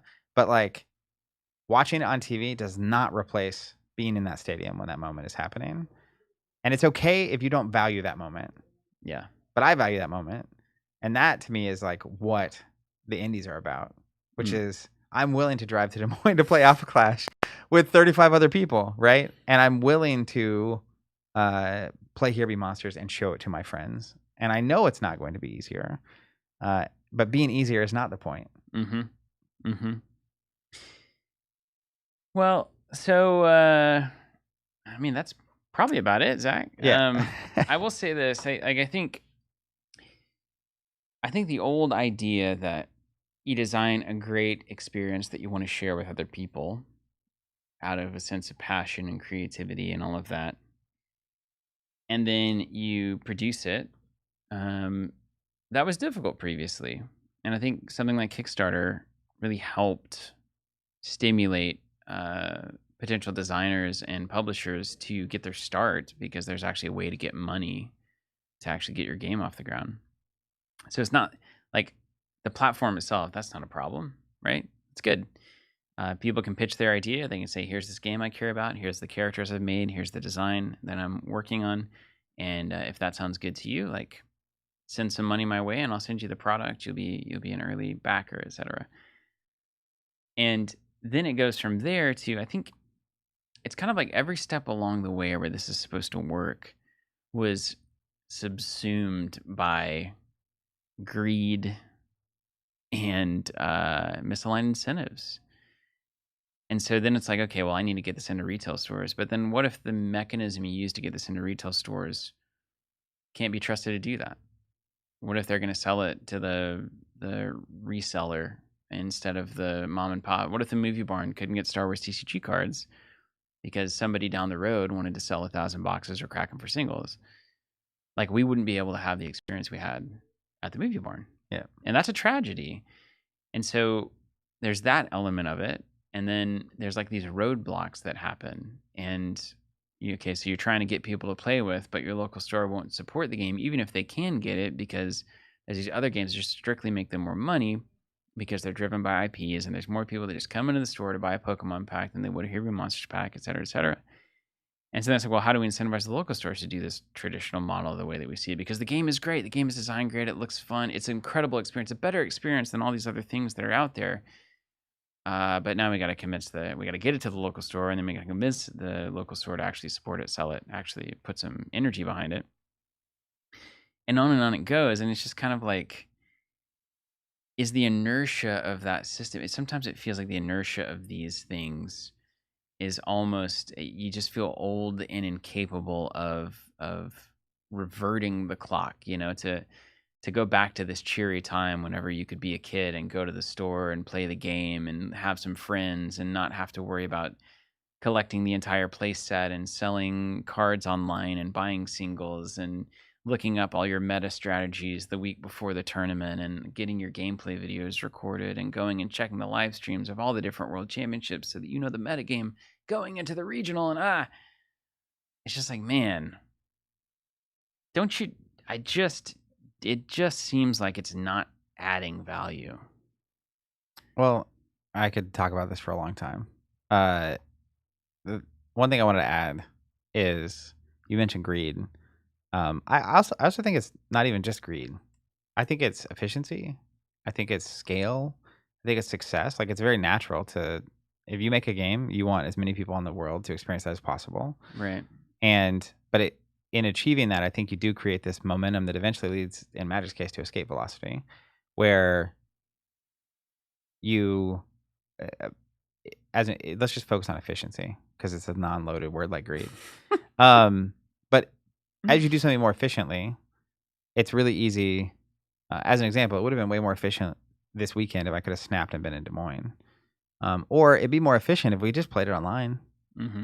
Like, why don't we just play it on TTS? Yeah. No one has to travel, no hotels. It's cheaper. You'd probably get more players. You would probably get more players, yeah. I mean, their online leagues literally have more players at the event. But it makes sense. It's way harder to go physically to Des Moines and play in a tournament and to make sure you have all the cars. And it's expensive, yeah. It's restrictive. And that's a great example of, like, there might even be good reasons. It's like, well, allowing people to play online allows more people to participate. Is that a bad thing? Mm-hmm. And so there's a balance there. But it's also, you said it's like this unstoppable momentum. And I think where I've landed is just like, even if we're going to lose, it's worth the fight. And like, you don't even have to reverse time. You can pursue the thing you want to pursue and hopefully find others that are willing to pursue it, even though it's difficult or not as easy.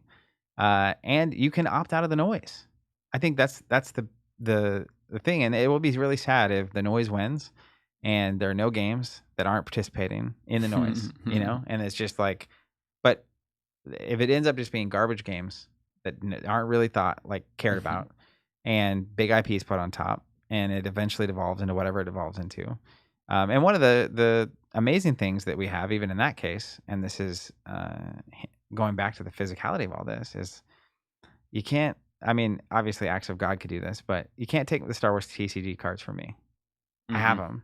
So even if it eventually devolves into just a slop of games, it's the same way with music, right? Like, we have the music we have, and this is part of why physical media is so valuable to me, is that if that is, and I've seen this where people, Sony made we're not doing physical disc anymore for our games, and streaming services, seasons and shows and these things people pour their lives into to make, just disappearing. And it's like, well, if you had it on DVD, it wouldn't disappear technically, or you had it on your computer or whatever it is. So there's a lot of layers to all of it, but I think the main thing is that the harder it becomes, actually, it's sort of like climbing a mountain. When you do meet someone at the top of the mountain, the possibility there for a depth of connection is crazy because it's not easy. And there are way easier choices to be making, whether it's Magic or it's just tabletop in general. Like, it's so hard to physically play games together. And if you're making that choice, I applaud you, because it is harder, even if it is Magic, which is like one step. And I for a long time probably would have had a lot of judgment on Magic as a game and people that elected to play it and all this kind of stuff. But it's really not even that anymore. But I think the big thing on the noise topic for me is just it is noisy. There's a lot of games coming out, and because there's a lot of games coming out, the noise only goes up because you're having to do more and more to even get anyone to pay attention or care or buy something or give you money to make the thing that presumably someone wants to make. And that getting through the existing noise, it seems like the best strategy is more and more of that same noise. Yeah, but I think that's what Sorcery is, like a great example of the opposite, which is they came out and it was the opposite. Mm-hmm. I would say most people complaining about the dust stuff from earlier want more noise from the publisher in terms of like, tell us what's going on. Mm-hmm. It's like, Mm-hmm. we're just going to do what we're going to do and you're along for the ride. And like, it's one set a year. It's all Mm-hmm. hand painted art. It's not going to be easy. This is not going to be a mass game. We're not going to do all the stuff that you would typically expect. It's et cetera, et cetera. And so sometimes a way to get through the noise is to be quiet. Yeah, or just But that is or to put a stake in the ground and like just go against the current. Yeah. That is the way to do it. Yeah, and I think the TCG phase we're in right now will end. Like it will become at some point less popular to be putting out a new game. Most of these games will go away, and we'll probably end up in the same cycle we were in the 2010s, where like making a new TCG is almost frowned upon, Mm-hmm. and there will be board games and non-collectible games and whatnot. But I just think it'll be a similar. It won't be exactly the same. I just think it'll be similar. I think the 2030s, as an example, will be a pullback from TCGs again, and there'll be less noise. But I do think in the meantime, games that we'll still play in 20 years, I think, are the ones that aren't focused on the noise. Like, I don't think if 20 years from now, if we were doing Table Time and doing a throwback, as an example of this, like, and I haven't played it, so this is not like me casting judgment on it, but I picture a game like Cyberpunk. I think the odds are it's not going to be on the list of games that we're going to revisit in 20 years. Like in the same way, like the Star Wars TCG is kind of just seen as this crazy hidden gem of history, of beautiful innovation, et cetera, et cetera. Like I think I do agree with you. There's a lot of things right now that will kind of fade into the distance and not really be a notable milestone in the TCG timeline, as it were. Like, but when people think about and talk about the Star Wars TCG or the Lord of the Rings TCG, these were IP-driven games, but they weren't doing what the IP-driven games are doing now. Yeah, because they were so masterfully designed and cared about and built for play. Like there was a whole thing. They weren't phoning it in. Yeah. You know? Even I think about the Nightmare Before Christmas TCG that we play on the holiday stream. It's like, of all the games that could have been phoned in the 90s, that is one of them. That is high on the one of them list. And I actually think that little game design is spectacular. It's super and fun. It's so like thematic and cared about and not overborne and not overcomplicated, and it understood it was going to have a younger audience. So yeah, I don't even know where to stick land on that one. Well, but I'll tell you. In conclusion, my hope in all of this noisy environment, I do have I think there's a shining light, which is there seems to be a continual growing hunger for in-person connection and actually getting together with people in society at large. I think that stems from a seeing through what is otherwise the escape velocity of the moment, to your point, where the undercurrent of belief in this current way of doing humanity, I think is actually very much not bought in. Yeah. And I think that is growing, and something's going to happen there. And it just so happens that tabletop games are in a great position to be the vehicle that people flock to, having a strong history, a strong tradition, a very simple presentation, and a focus on in-person connection. Yeah. And so I hope that we can continue to enjoy the fundamental truth of this hobby, which is that creative people and artists and designers pour their hearts into something that they really care about, and they produce something that is really meaningful and magical, and that product gets out to people who also love it and find it and care about it and get together with other people who feel the same way to play it in person over and over and over again and build incredible memories and relationships through that. And that can keep happening, and that maybe we can, maybe once all this kind of crumbles around us, maybe that will be the thing that's left, that you just can't get away from that fundamental truth of why this all is worth doing.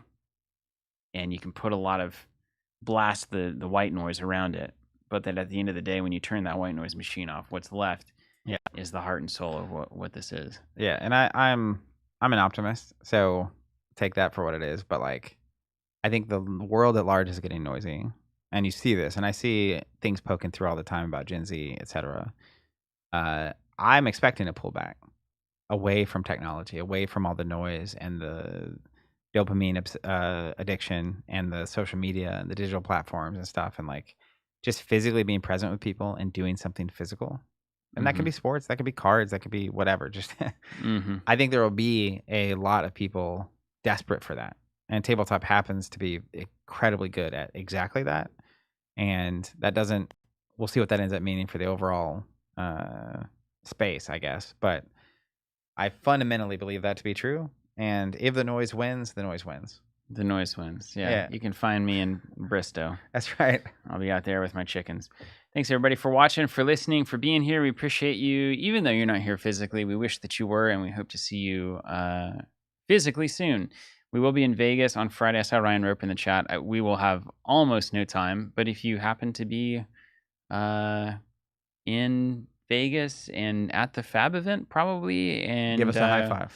We can do a high five or handshake or something and have a quick chat. And we'll be coming back the evening. So Vegas trip, a day Vegas trip, crazy.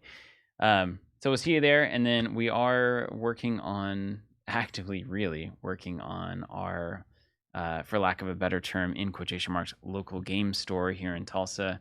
That progress is going more positively than it has been in the past 5 years. I can say that for sure. And I'll let Zach decide whether he wants to tell you when he thinks that store will be open. Zach. I don't want to tell you. All right. We'll see you guys next time. Take care.